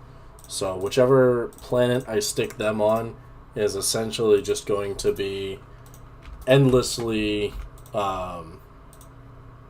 handled, shall we say. We will give them the shipwright trait.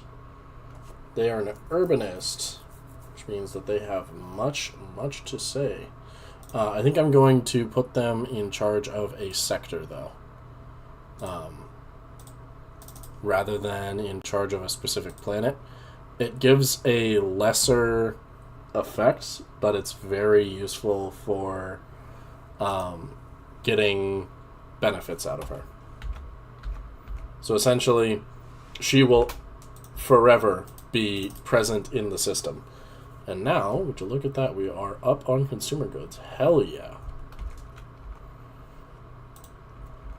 Alright, back to you. Trade hubs. Hydroponics bay. Ow. Oof.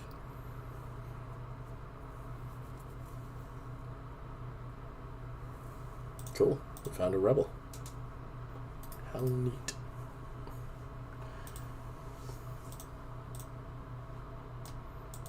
Hunting Lodge Primus. So that would be the lodge then.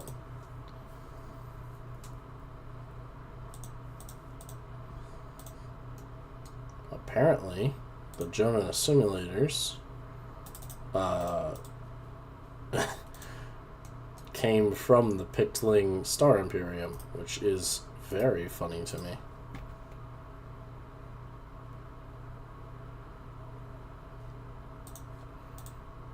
Alright, we will finally take Consummate Contrarian. So, now then, we now get to pick which of our ascension paths we would like to take. We could take psionics, synthetics, the flesh is weak, which is cybernetics, and engineered evolution, which is genetics. For me, however, I'm taking Voidborn. I want benefits to my habitats, please.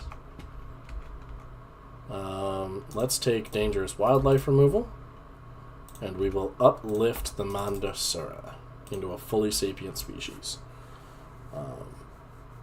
I'm not sure if they'll keep the Proles trait or if they'll actually get new ones. But either way.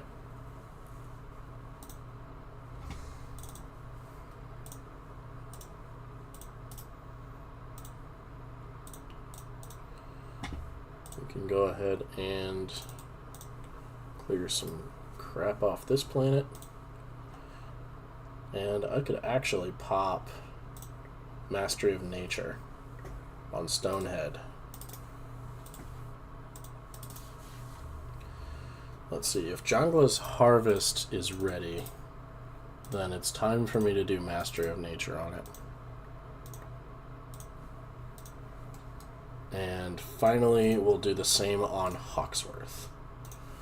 So essentially, all Mastery of Nature is going to do is going to add 2 districts, total of the planet, and I'm going to get 50% additional resource districts on the planet, which is going to turn any basic producer planet into an absolute monster in terms of production. Kaisha.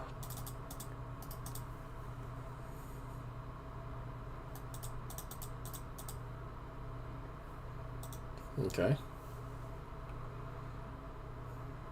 So this is an official.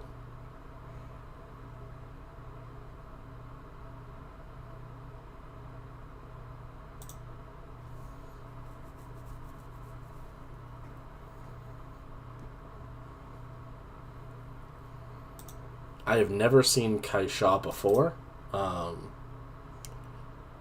but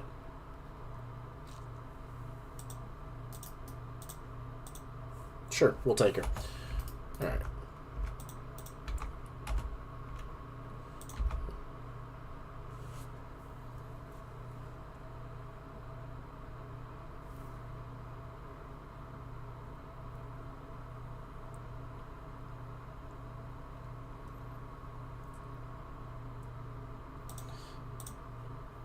So, we will take, of these, I think I want Ceramo Metal Materials, and then I need to put her in charge of a planet.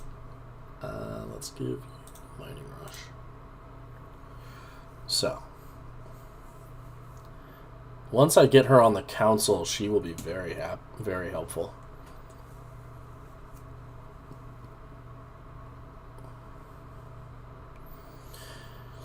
But I don't believe that she is immortal.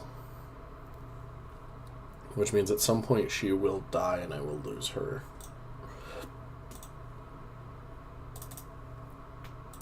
Oh boy.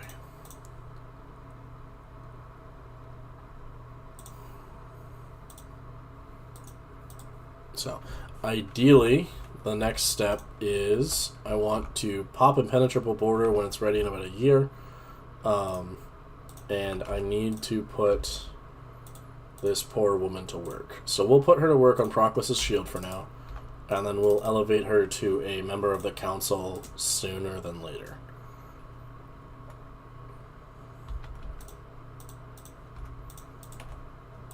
The Redirax domain. Interesting. Could pop that upgrade.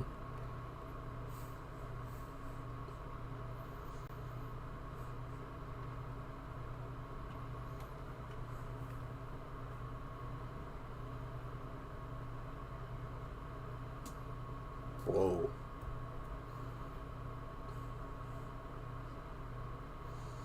Okay, so I need how much? 3,000 consumer goods?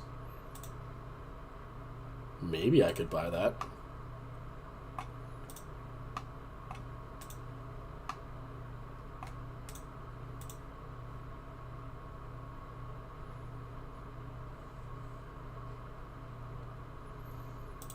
Yeah, sadly I can't, like, celebrate them like I would like to, but meh.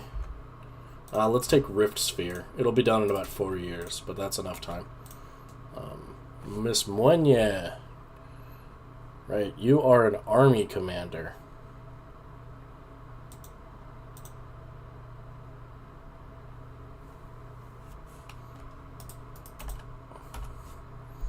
Alrighty.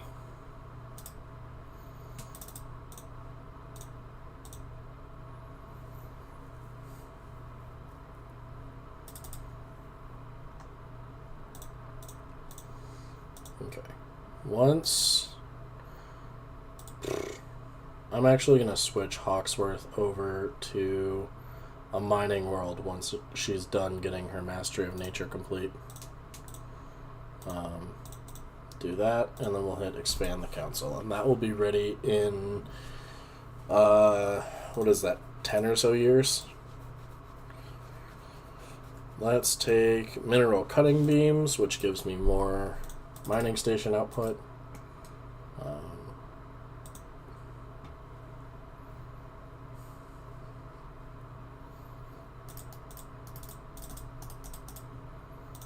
Alright.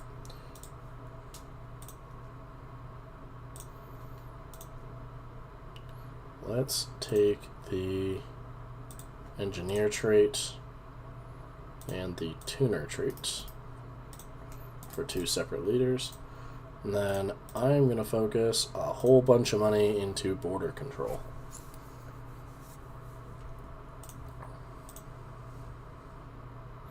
We'll take Galactic Administration, that's fine.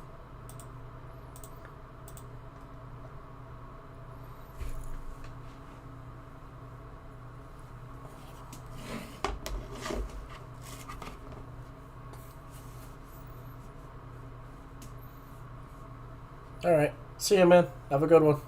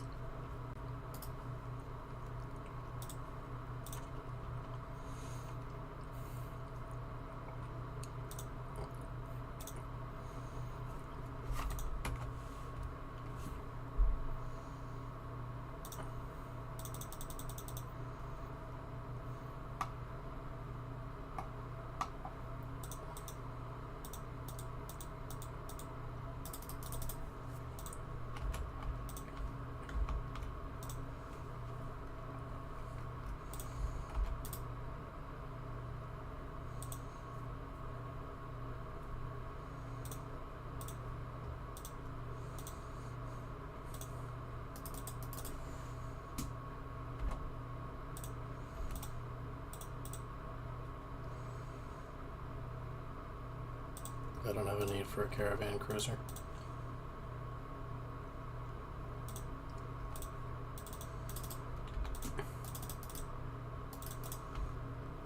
Alright, Jangala's Harvests. Let's go ahead and clear some of these blockers out. Upgrade that building. Now that Hawksworth is done being a rural world, I can toggle her over to be a mining world again. And we will properly fill the space.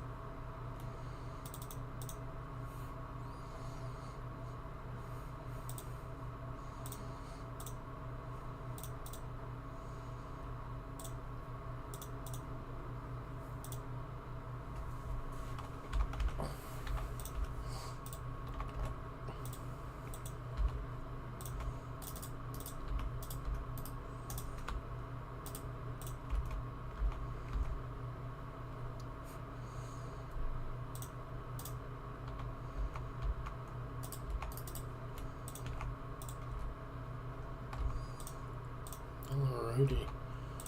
I'm thinking I want to start levying some claims against them again.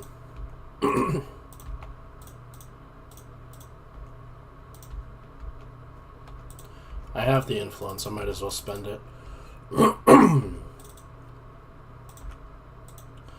So, I've got a whole bunch of spare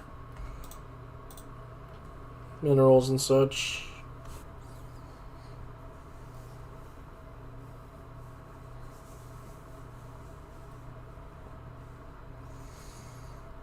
Let's take the living state, and I have a civic point to spend. So, for my civic points, I'm thinking... What am I thinking? I'm thinking about something. We could take Masterful Crafters. I don't want to take Slaver Guilds. That enslaves 35% of my population, no matter what. And that's not great. Okay. So, I need... Let's see. I need a head of research. I need a Minister of Defense. I need a Minister of State.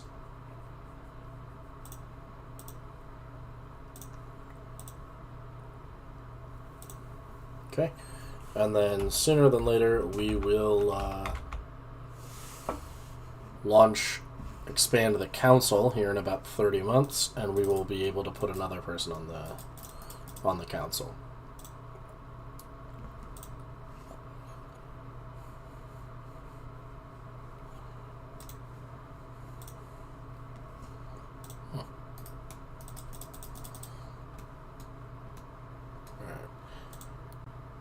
I have not been paying attention to my fleets, and that's kind of on purpose, because I get many more benefits out of just kind of letting the fleets languish for a bit. I will be right back. I have to take a bathroom break. So...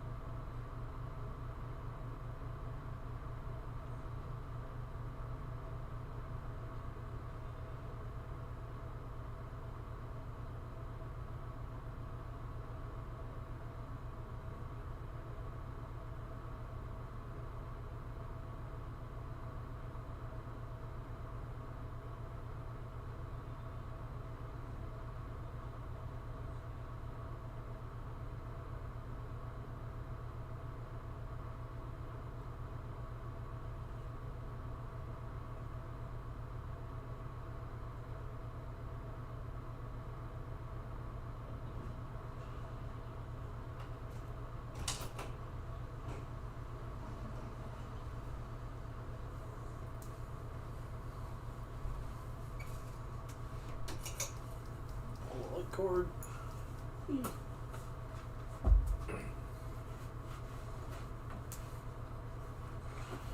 And just like that, we're back.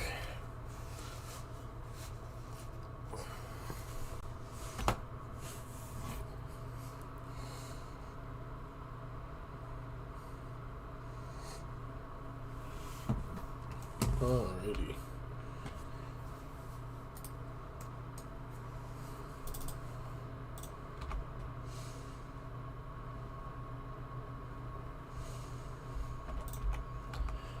I can pick a new tree. Let's see. Realistically, I should take the subterfuge tree. I'm doing enough sneaky spy shit that I ought to. And that's just helpful.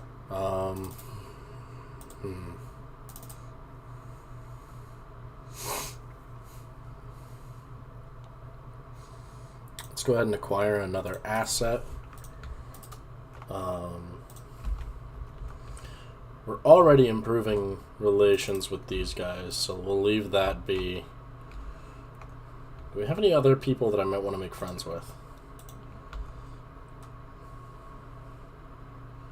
Yeah, might as well.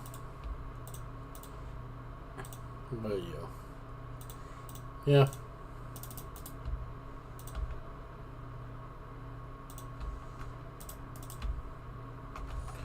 Alright. And then, yeah, there's the Caravanserai Coalition.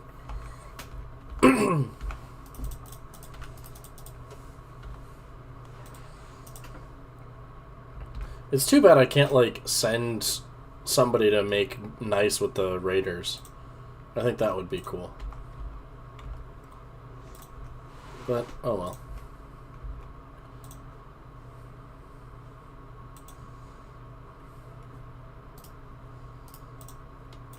Alright. Got a new tech to pick, and I'm thinking we go with research station output.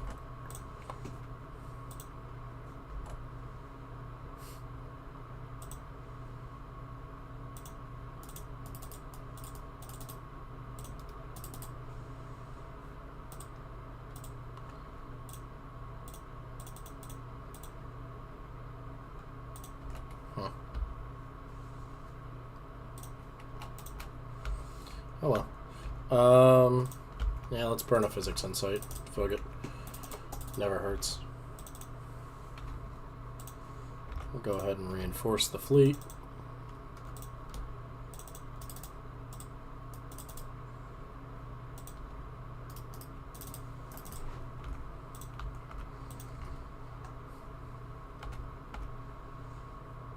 Okay.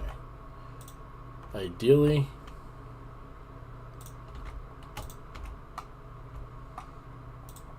we sink a considerable amount of capital into alloys for the next conceivable bit here.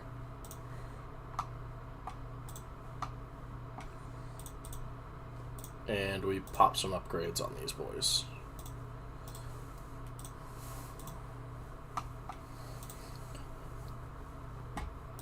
Disruption field generator. Disruption field generator. Alright, that's Wistrel and Rundor have been upgraded as much as I can. And of course, Abavast is already upgraded as much as I care to.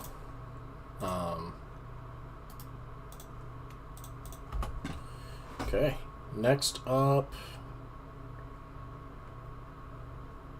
let's go with Uncover Secrets. So, I'll take first Citadel. And I will make Miss Sauda Oyen Lola take that position. And this position gives additional defense army damage, starbase hull points, starbase armor, shield points in friendly systems, ship fire rate in friendly systems, and accuracy in friendly systems. In other words, the first Citadel is a very potent position to fill, and I am glad to do so.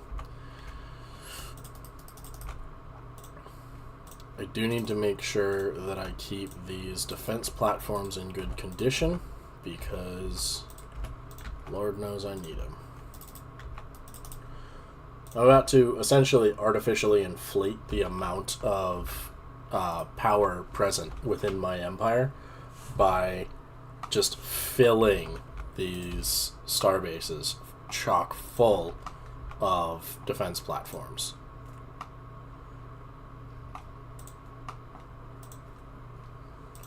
Alright, I have techs I need to fill the slots for. We can take... Let's get habitat expansion. Because honestly, it just makes sense to me. Let's see. Alloy deposit, orders excalibrator, orbital capacity. Yeah. I think I've gotten all of the... No, I haven't, actually. Nifty. Well. What planet have I missed?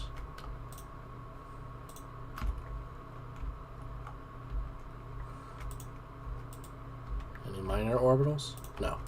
Okay. Well, in that case, once those two are done, Rhea will be as powerful as she gets.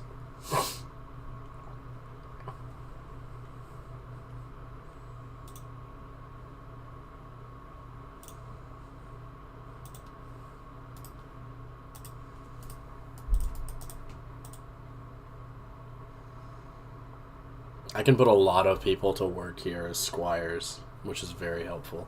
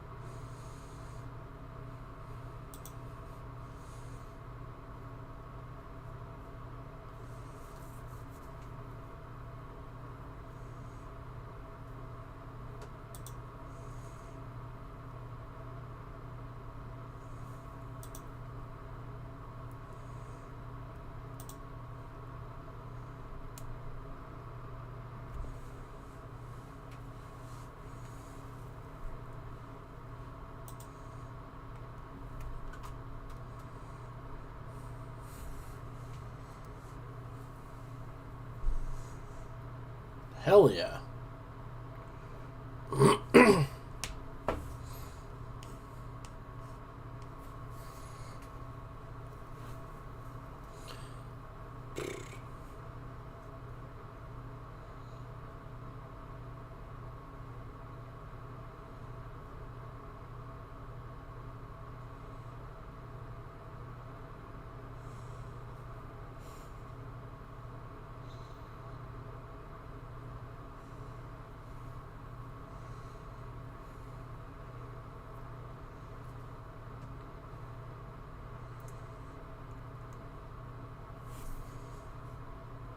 Still, that is increased alloy production across the Empire, and I will take that.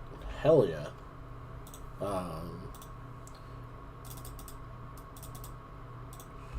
Let's see. I'm gonna trade these districts out for industrial districts. Build a couple city districts. Wenye Okonyo has died, which means I need a new Minister of Defense. And I'm thinking we take Hilda von Wrangel. And of course, her traits include unyielding, I believe. So, Johanna Krotz gets... we could give her Spark of Genius, that's fine.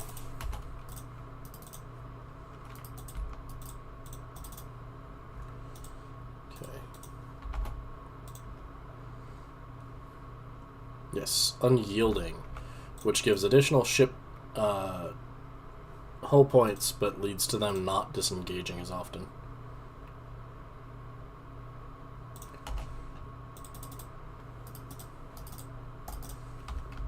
Alright. What is their relative power? Still overwhelming? Okay.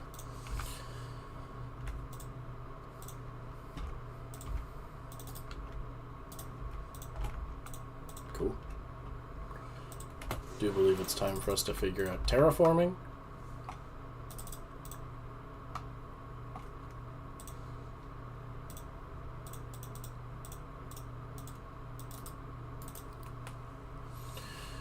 Kaisha.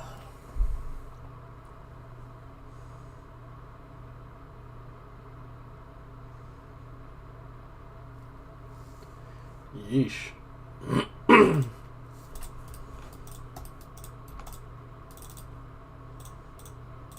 I will take that opportunity, though. Alright. We will take information security, which should make their code breaking a little weaker. But of course, their encryption is basically dog shit compared to mine. Or compared to my code breaking ability. Their encryption is dog shit. But I'll take it.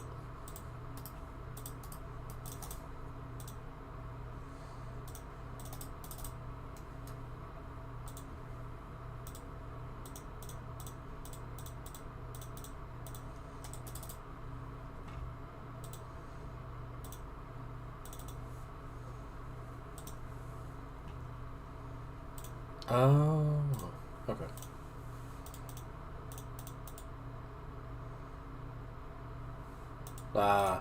Rifts are too perilous for our air. Got it. Oh well.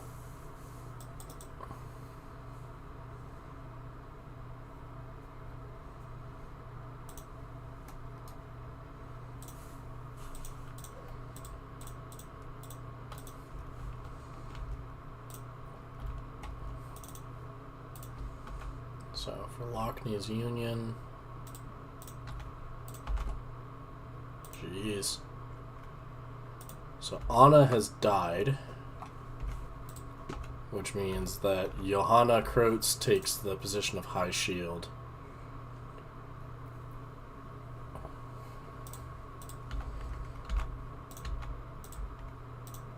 Now I don't remember.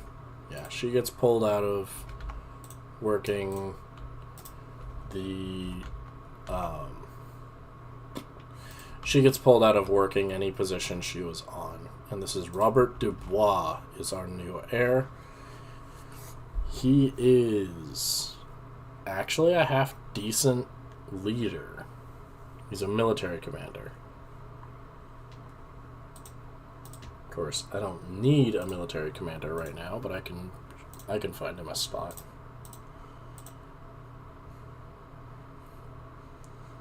We'll take Ceramo Metal Infrastructure.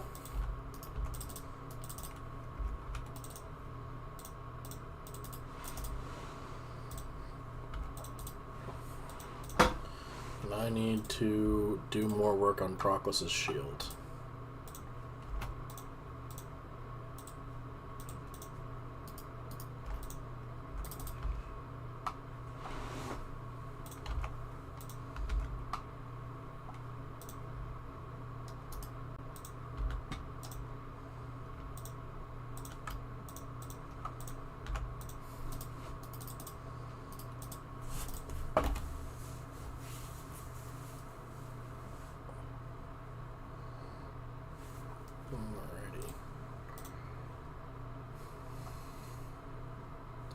Grab that shield capacitor.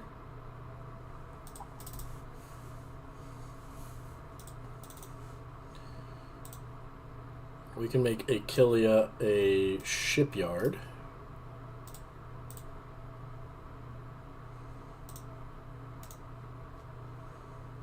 I think we'll wait until we can get astral splitting open again. Okay. You are not connected. Why are you not connected?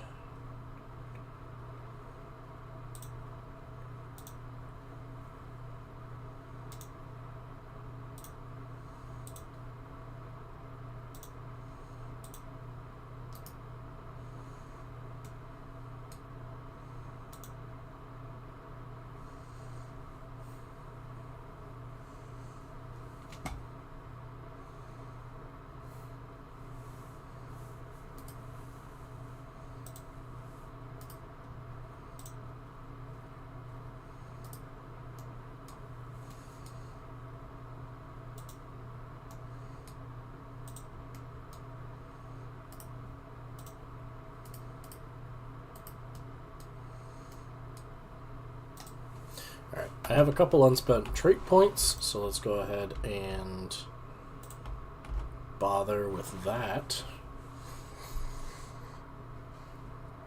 So, I have a couple of things I want from the robots, but we'll start with I want to make a generalist.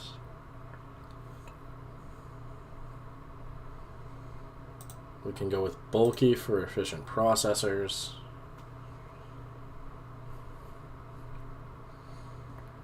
Alright. We'll just call those the robots. Apply that template to every robot. And once that's done, I will modify the template and produce different ones as I need. So you are supposed to be a fleet commander and not a ground commander.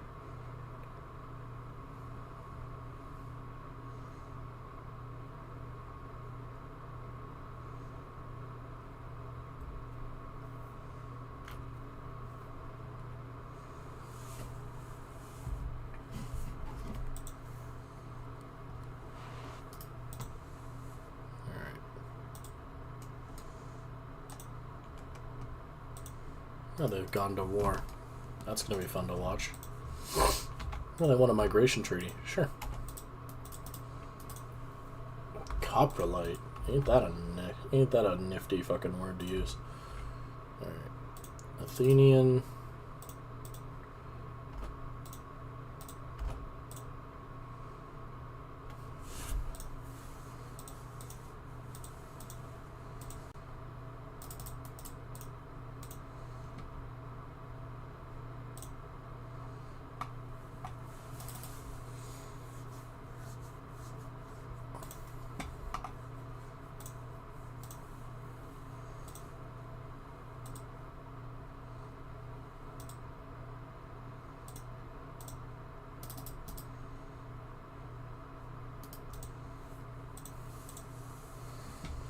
Okay. Let's grab Stellar Expansion.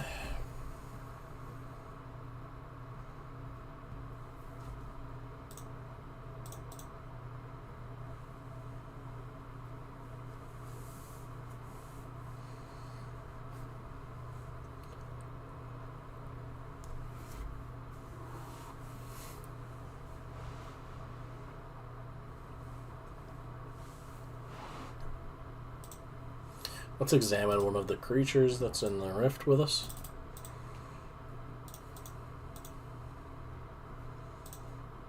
Cool. Shield capacitor means it's probably time for me to get dark matter drawing. We'll take Engineer 2. Yu Lin needs Mining Rush. The additional mineral output. Yeah. The issue with making Proclus's shield as strong as it is at producing is that now I don't have enough minerals, really.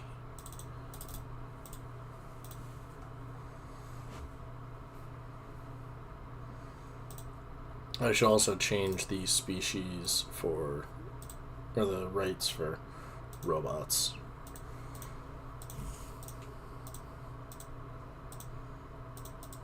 I guess I can't. Cool. Oh well. So we will make... I think I want to wait until I have more points. Because I would like to make a power drill, a harvester, and a superconductive version of my robots. But that's difficult to do right now. Let's see. We can take selected lineages, that's fine.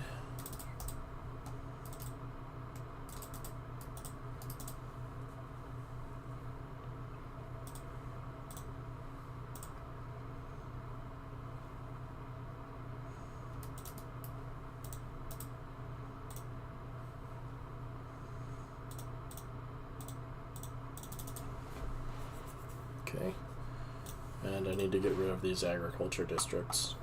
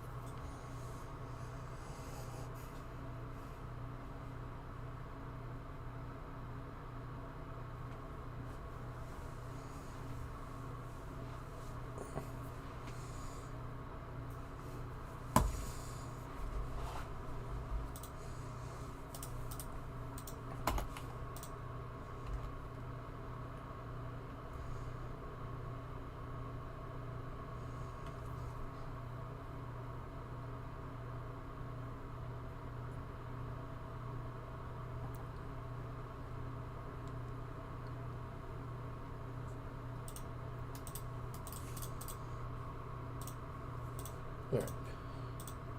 So take a look. I think Athenian is the one that's currently the deepest deficit on minerals.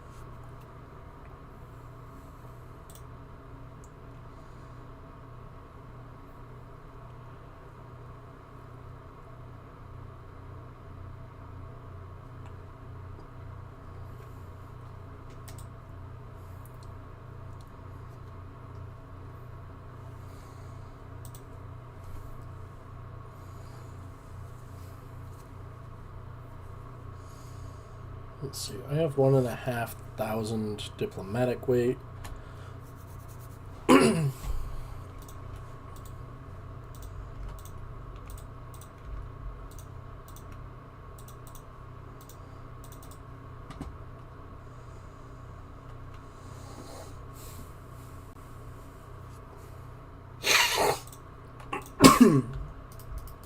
Oh boy.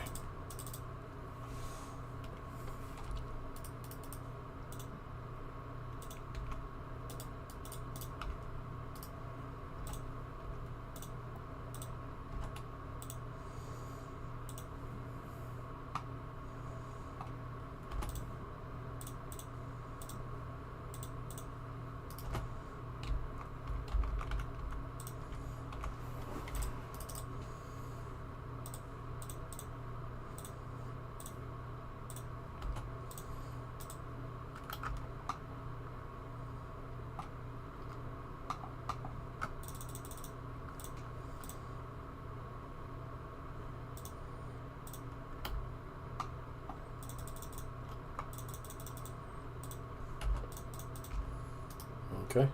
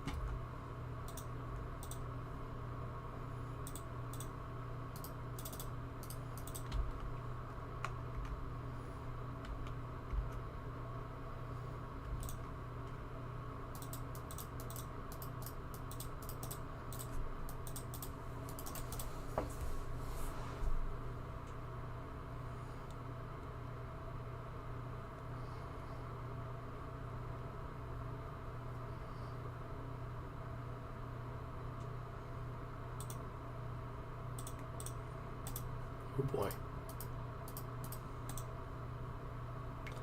Well, now I've got Astral Boost and Astral Siphon. I think I am going to get Astral Siphons down once it's properly available.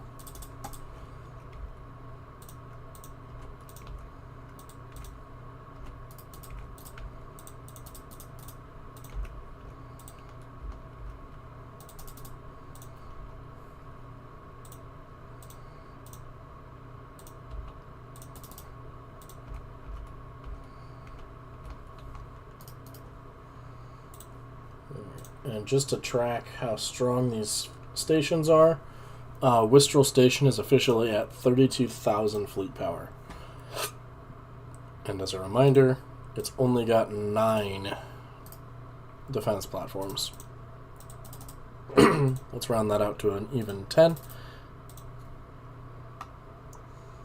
Buy a bunch more minerals, or not minerals, alloys.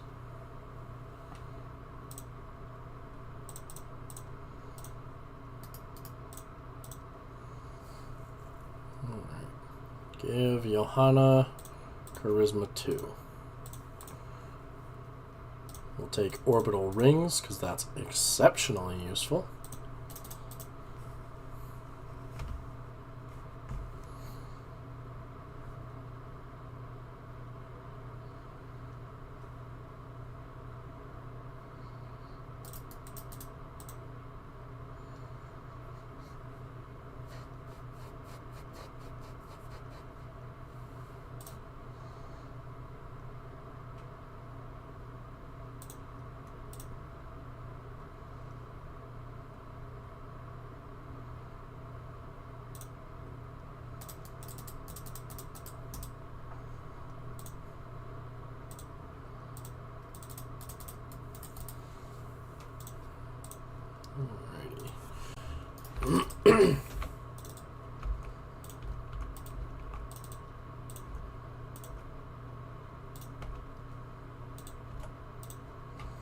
Selected lineages.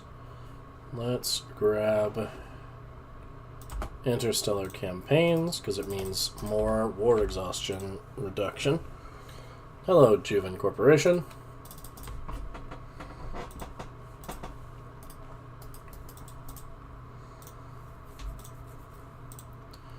And then I need a 7 here.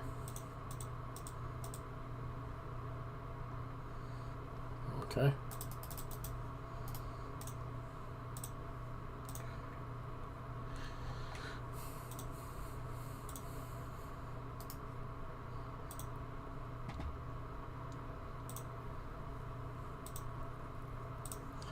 Alright, Hilda, get Engineer 2.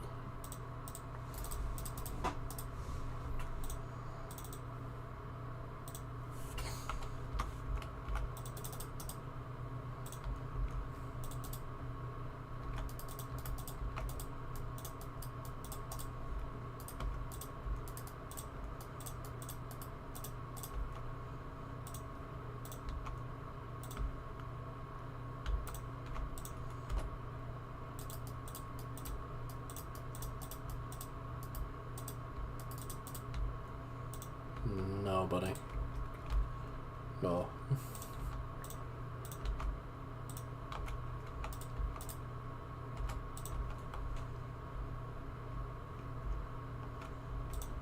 Yeah, we'll send them some energy. Whatever. Until Abavast is completely done, I don't want to fight them, because sure, their fleets aren't really getting any stronger, but I don't want to piss them off and get them to, like, come after me in a strong way. And knowing my luck, they'd find some goofy backdoor I haven't planned for and just, like, jump in.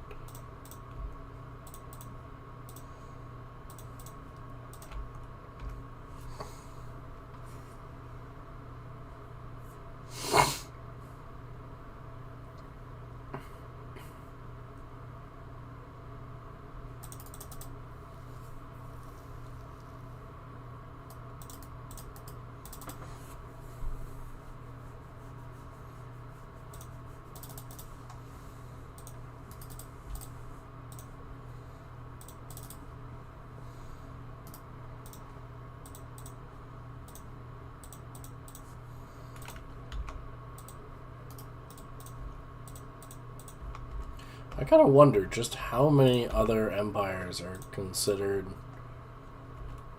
like, stronger than I am. So, obviously, the Fallen Empire. Got a couple that are overwhelming. They're considered superior. I'm sorry, I'm like, what? 1, 2, 3, 4, 5, 6, 7, 8. I'm number 9 in the galaxy? What the fuck?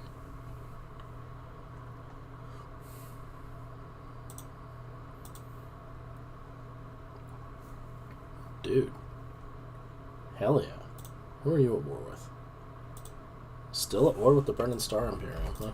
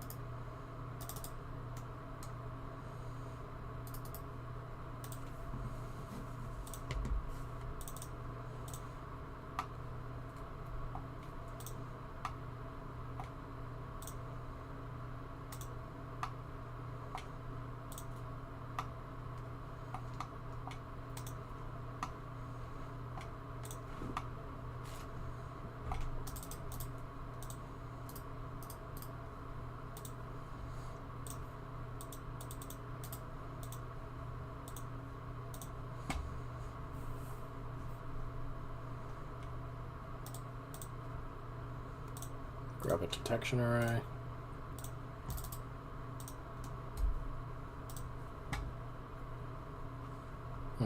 I need exotic gases.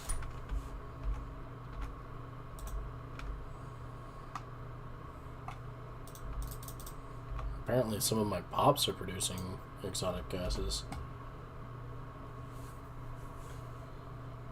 Let's take a look.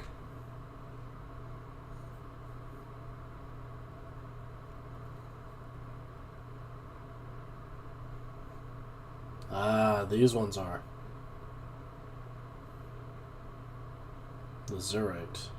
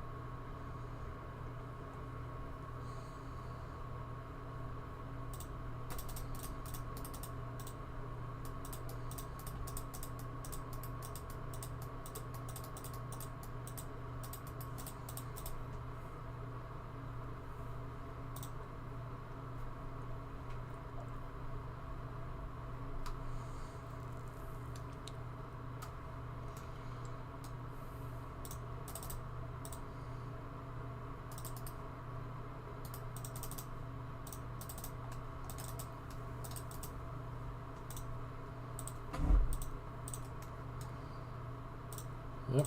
I suppose if I'm gonna do anything at all, I might as well upgrade all of my starports.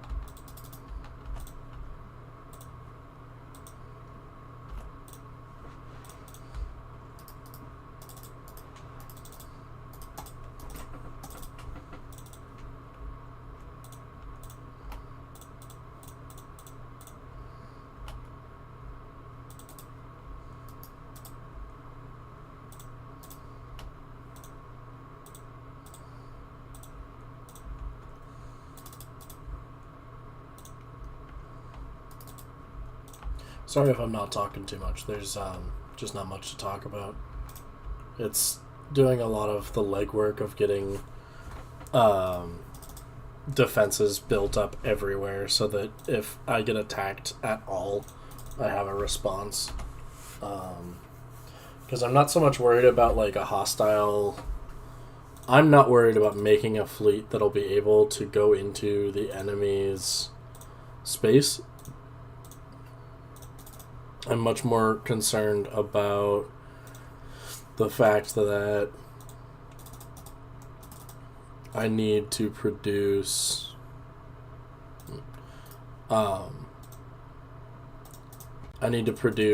working, stable locations.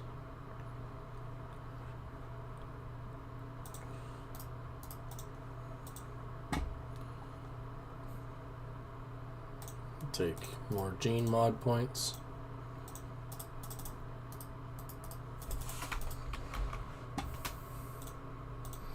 Okay, I think I'm going to have this guy build orbital rings around most of my planets. If for nothing else, then to... Sure. If for nothing else, then to look at the addition of more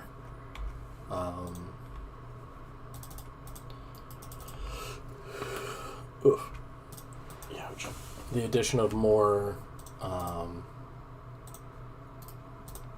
districts. That's the word I'm looking for.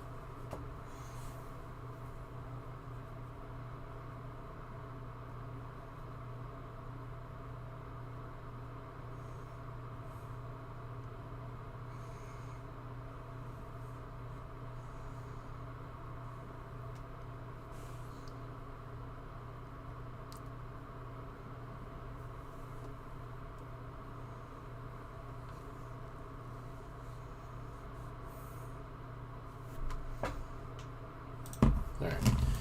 This orbital ring is complete. Oh, cool. Let's do shadow recruits for the speed there. And we need to grab some habitation modules on this one.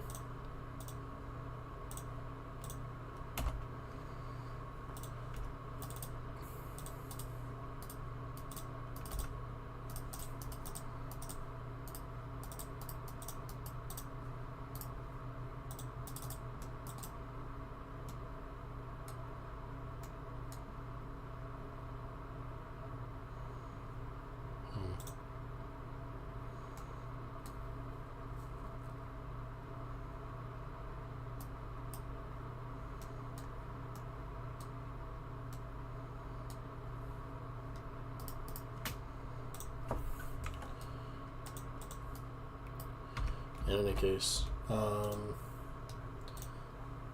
we need to go to Stonehead.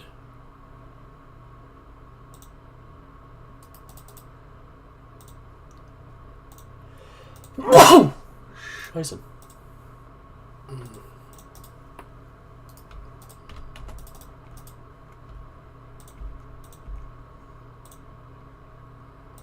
We'll send...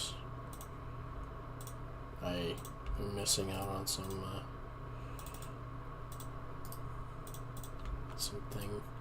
influence. Okay, yeah.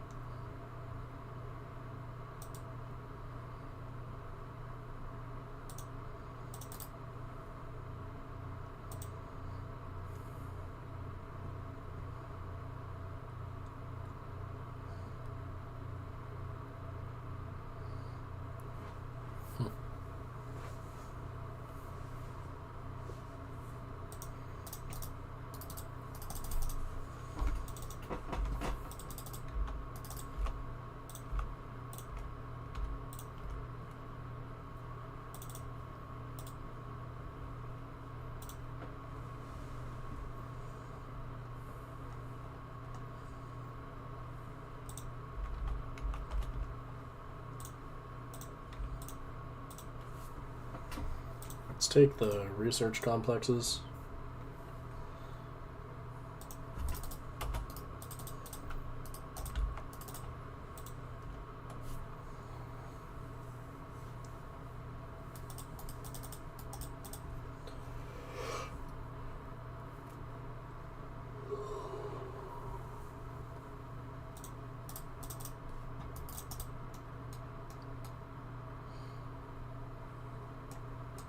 Jesus.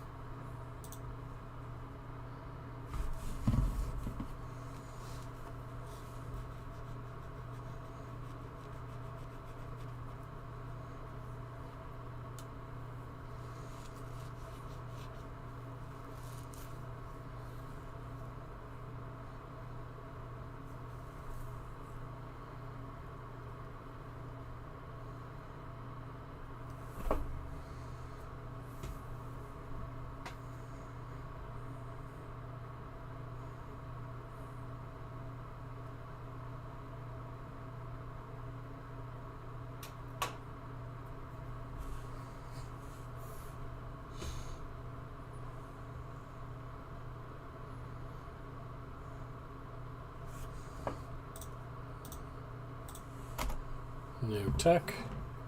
Let's take cruisers.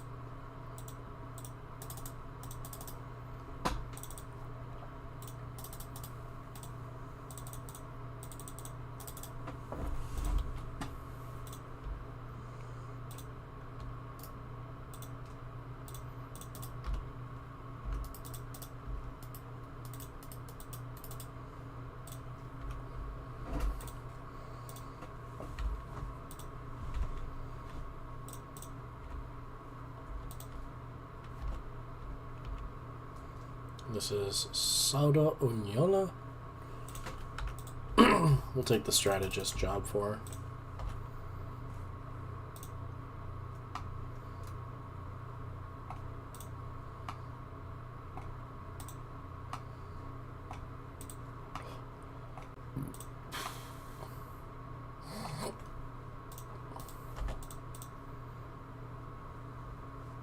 Robert Dubois really ought to get some logistical understanding in his belt.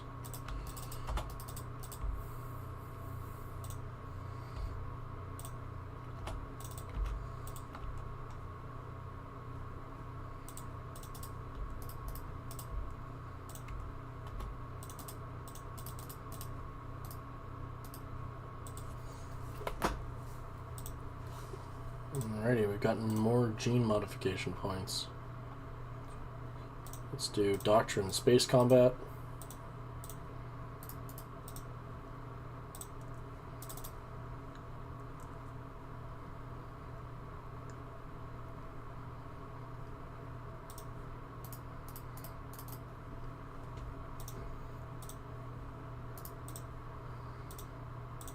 Finish out the... Oh, phenomenal. I will take the Arcology project. Oh boy.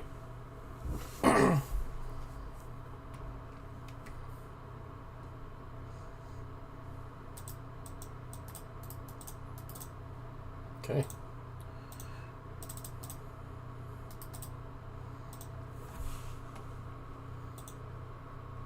We'll start that. And then with 20,000 minerals and I believe it's 200 influence. So essentially all I'm waiting for right now is the influence. We will begin the Arcology project on Athenian.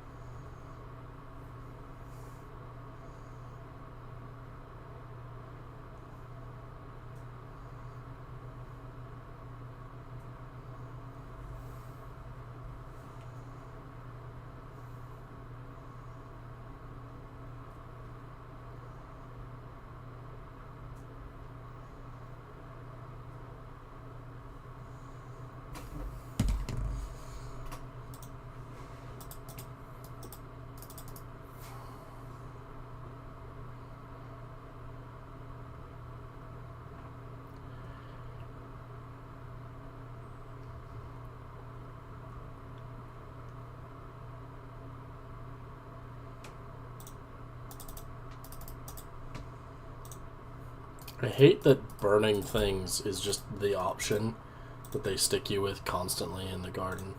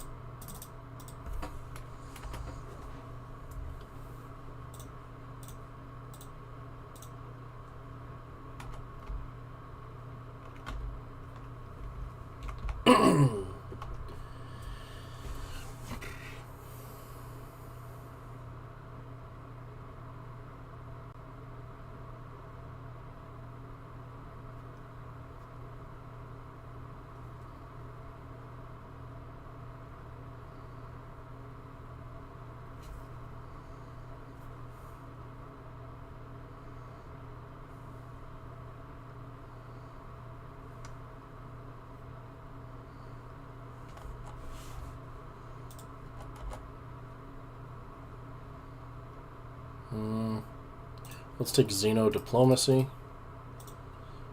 And I need to rework this planet.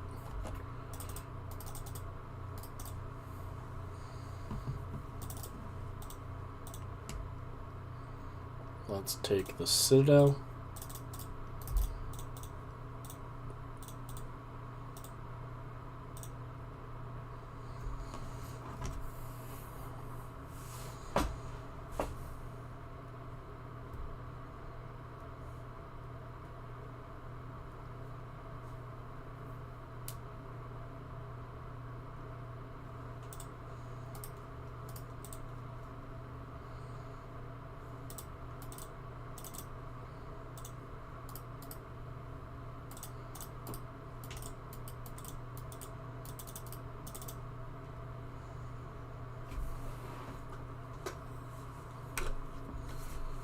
Alrighty.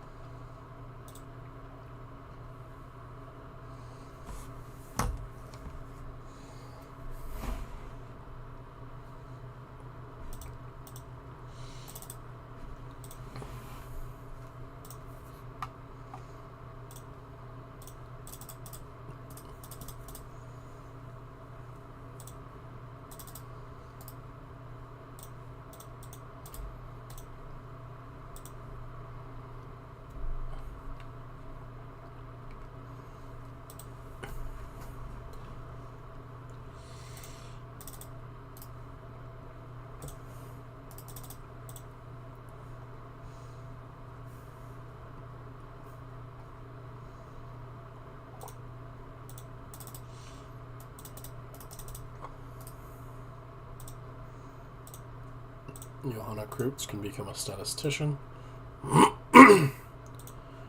Take glandular acclimation.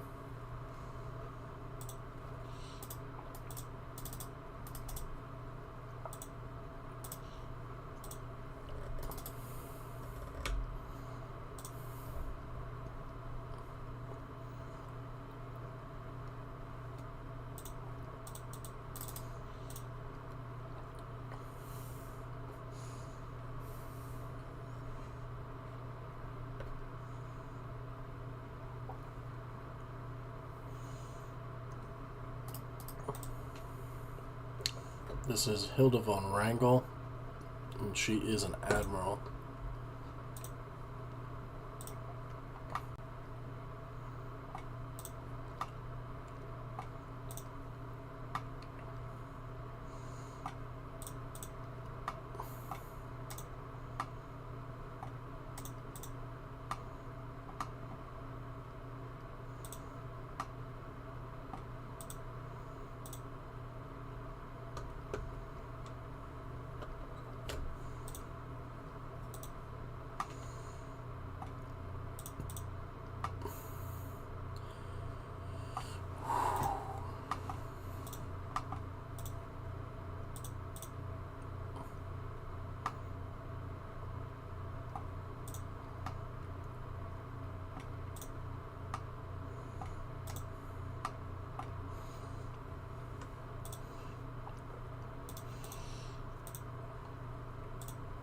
Oh, cool. I get additional trade value out of that. That's nice.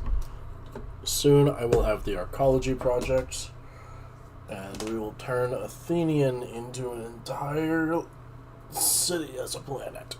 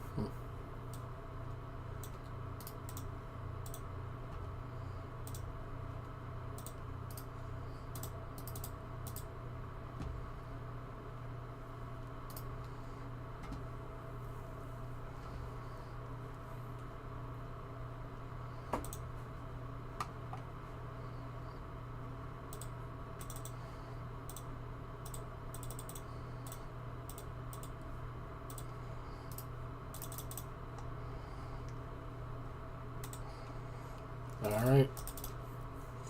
In, what is that, 30 years? I think. Maybe 300. I'm not sure.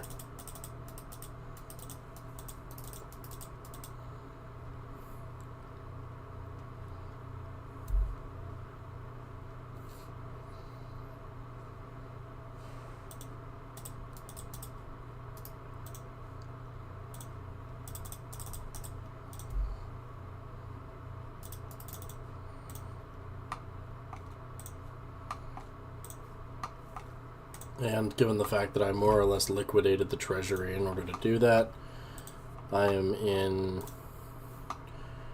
I wouldn't say a bad way, but my economy is not where I'd like it to be.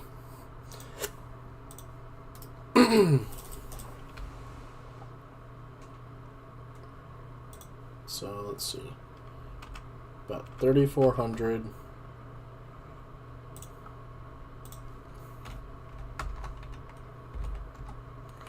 Yeah, about 300 years it'll take for me to get that completed. But I'll take it. Let's do space-time theory.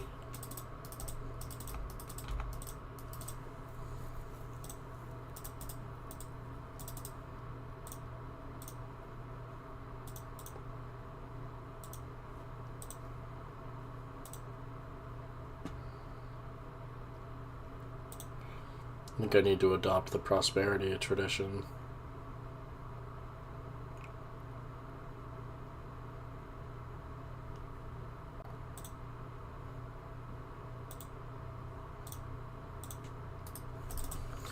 Ideally, I should fight for some space, but I can't guarantee that I'll be able to get away with that. So, rather than try and have issues with it,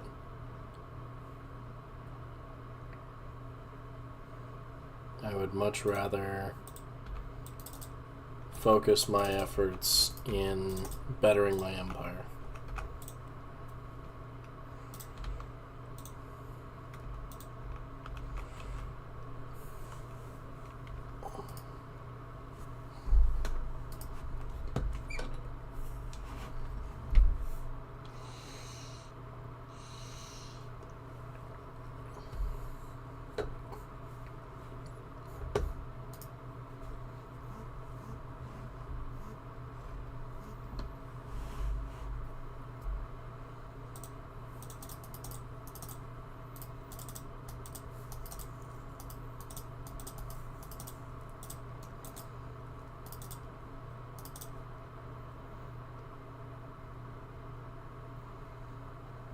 It's good to know that trade is producing almost all of my energy credits.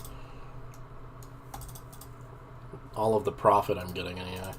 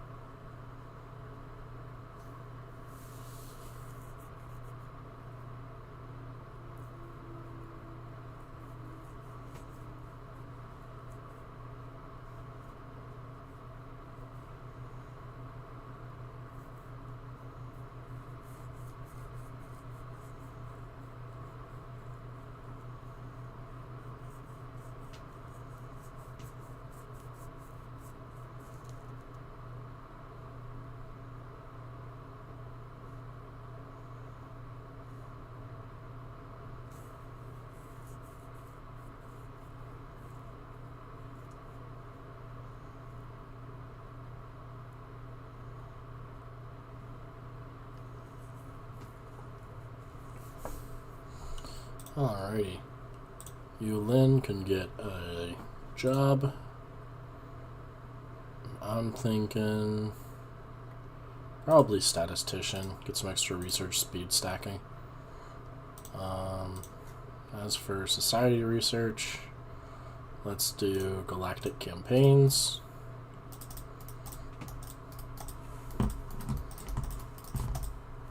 I want to get mega structures, but I kind of can't without getting mega engineering first. which I realize is kind of a no shit statement. Like, of course, you can't do the engineering without taking the tech for it first. But in my case, I would much rather have that option. That way, I can just start building shit like Dyson spheres and getting all of that handled. Speaking of things to do with alloys, though, let's give them some generous funding once again.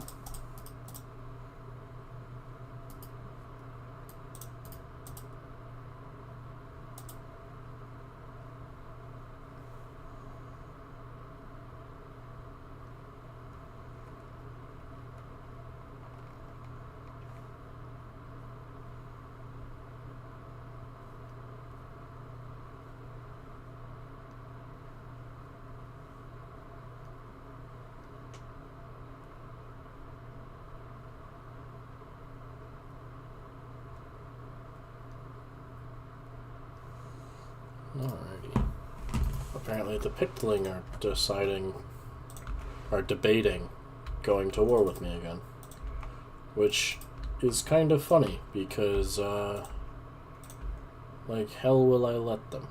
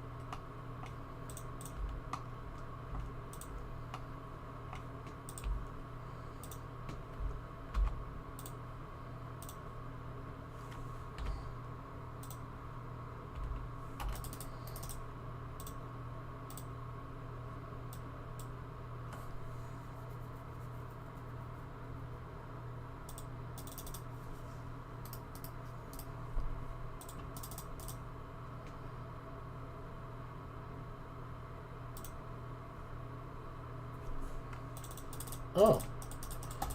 Okay, well, that's fun. I didn't even realize Stellaris could crash.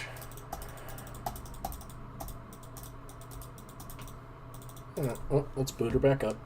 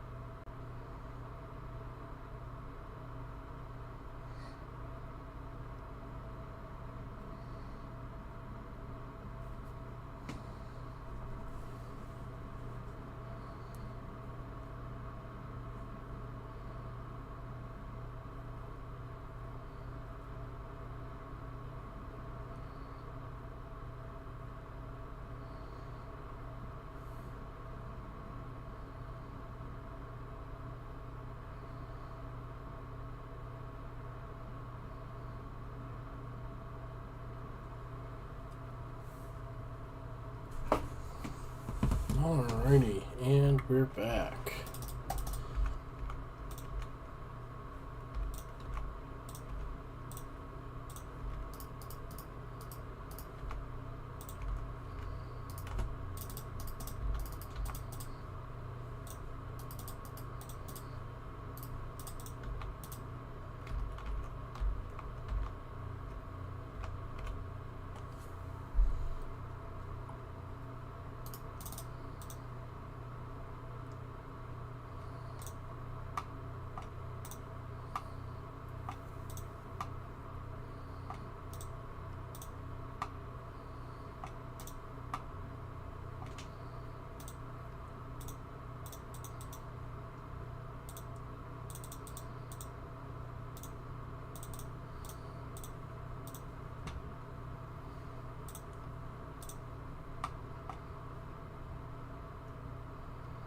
Oh boy.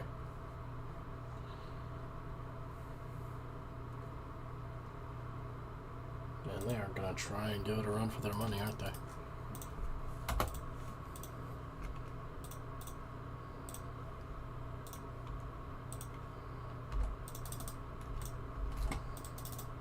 Well.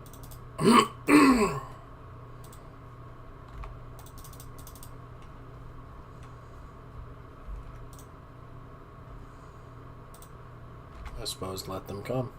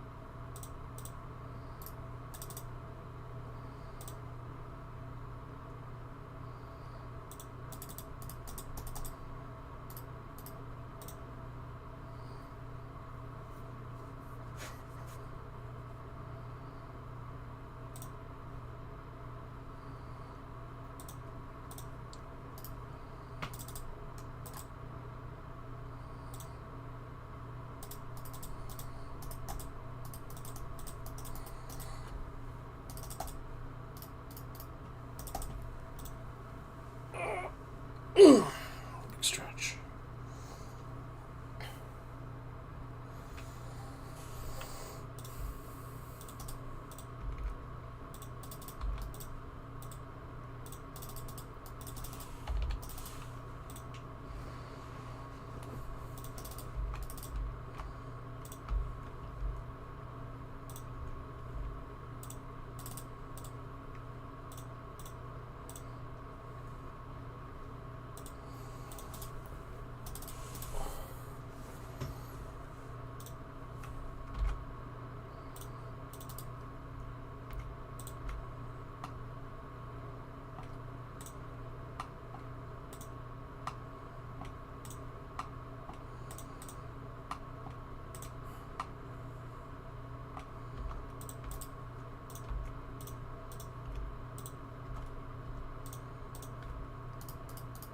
We give it all for the fleet.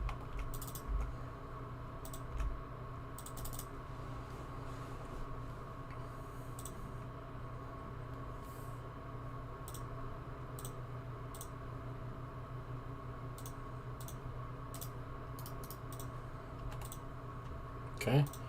I've officially gotten citadels.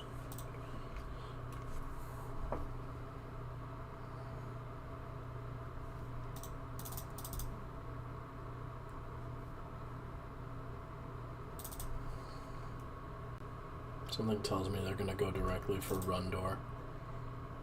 Yeah. Though, Rundor should hold under that. Yeah, Rundor is almost a 40k. They've only got 30.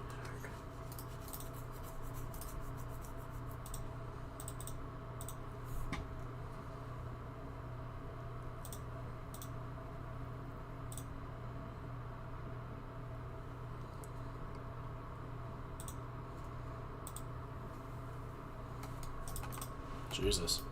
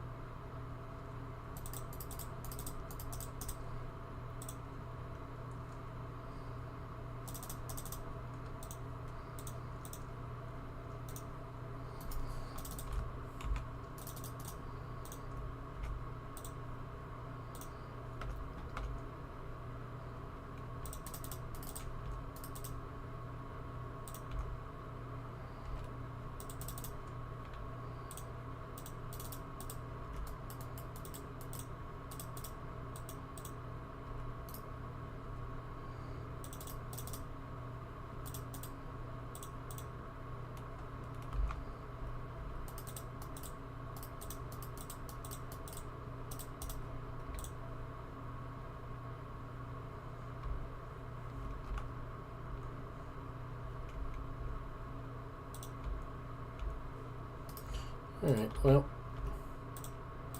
Fuck it.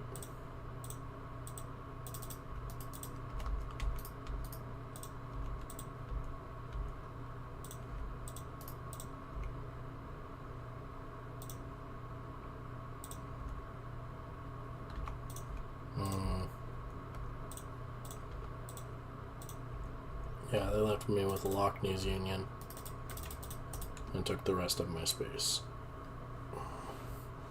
In that case, I think I'm going to call this game a loss and kill stream. Thanks y'all for watching if indeed you still are.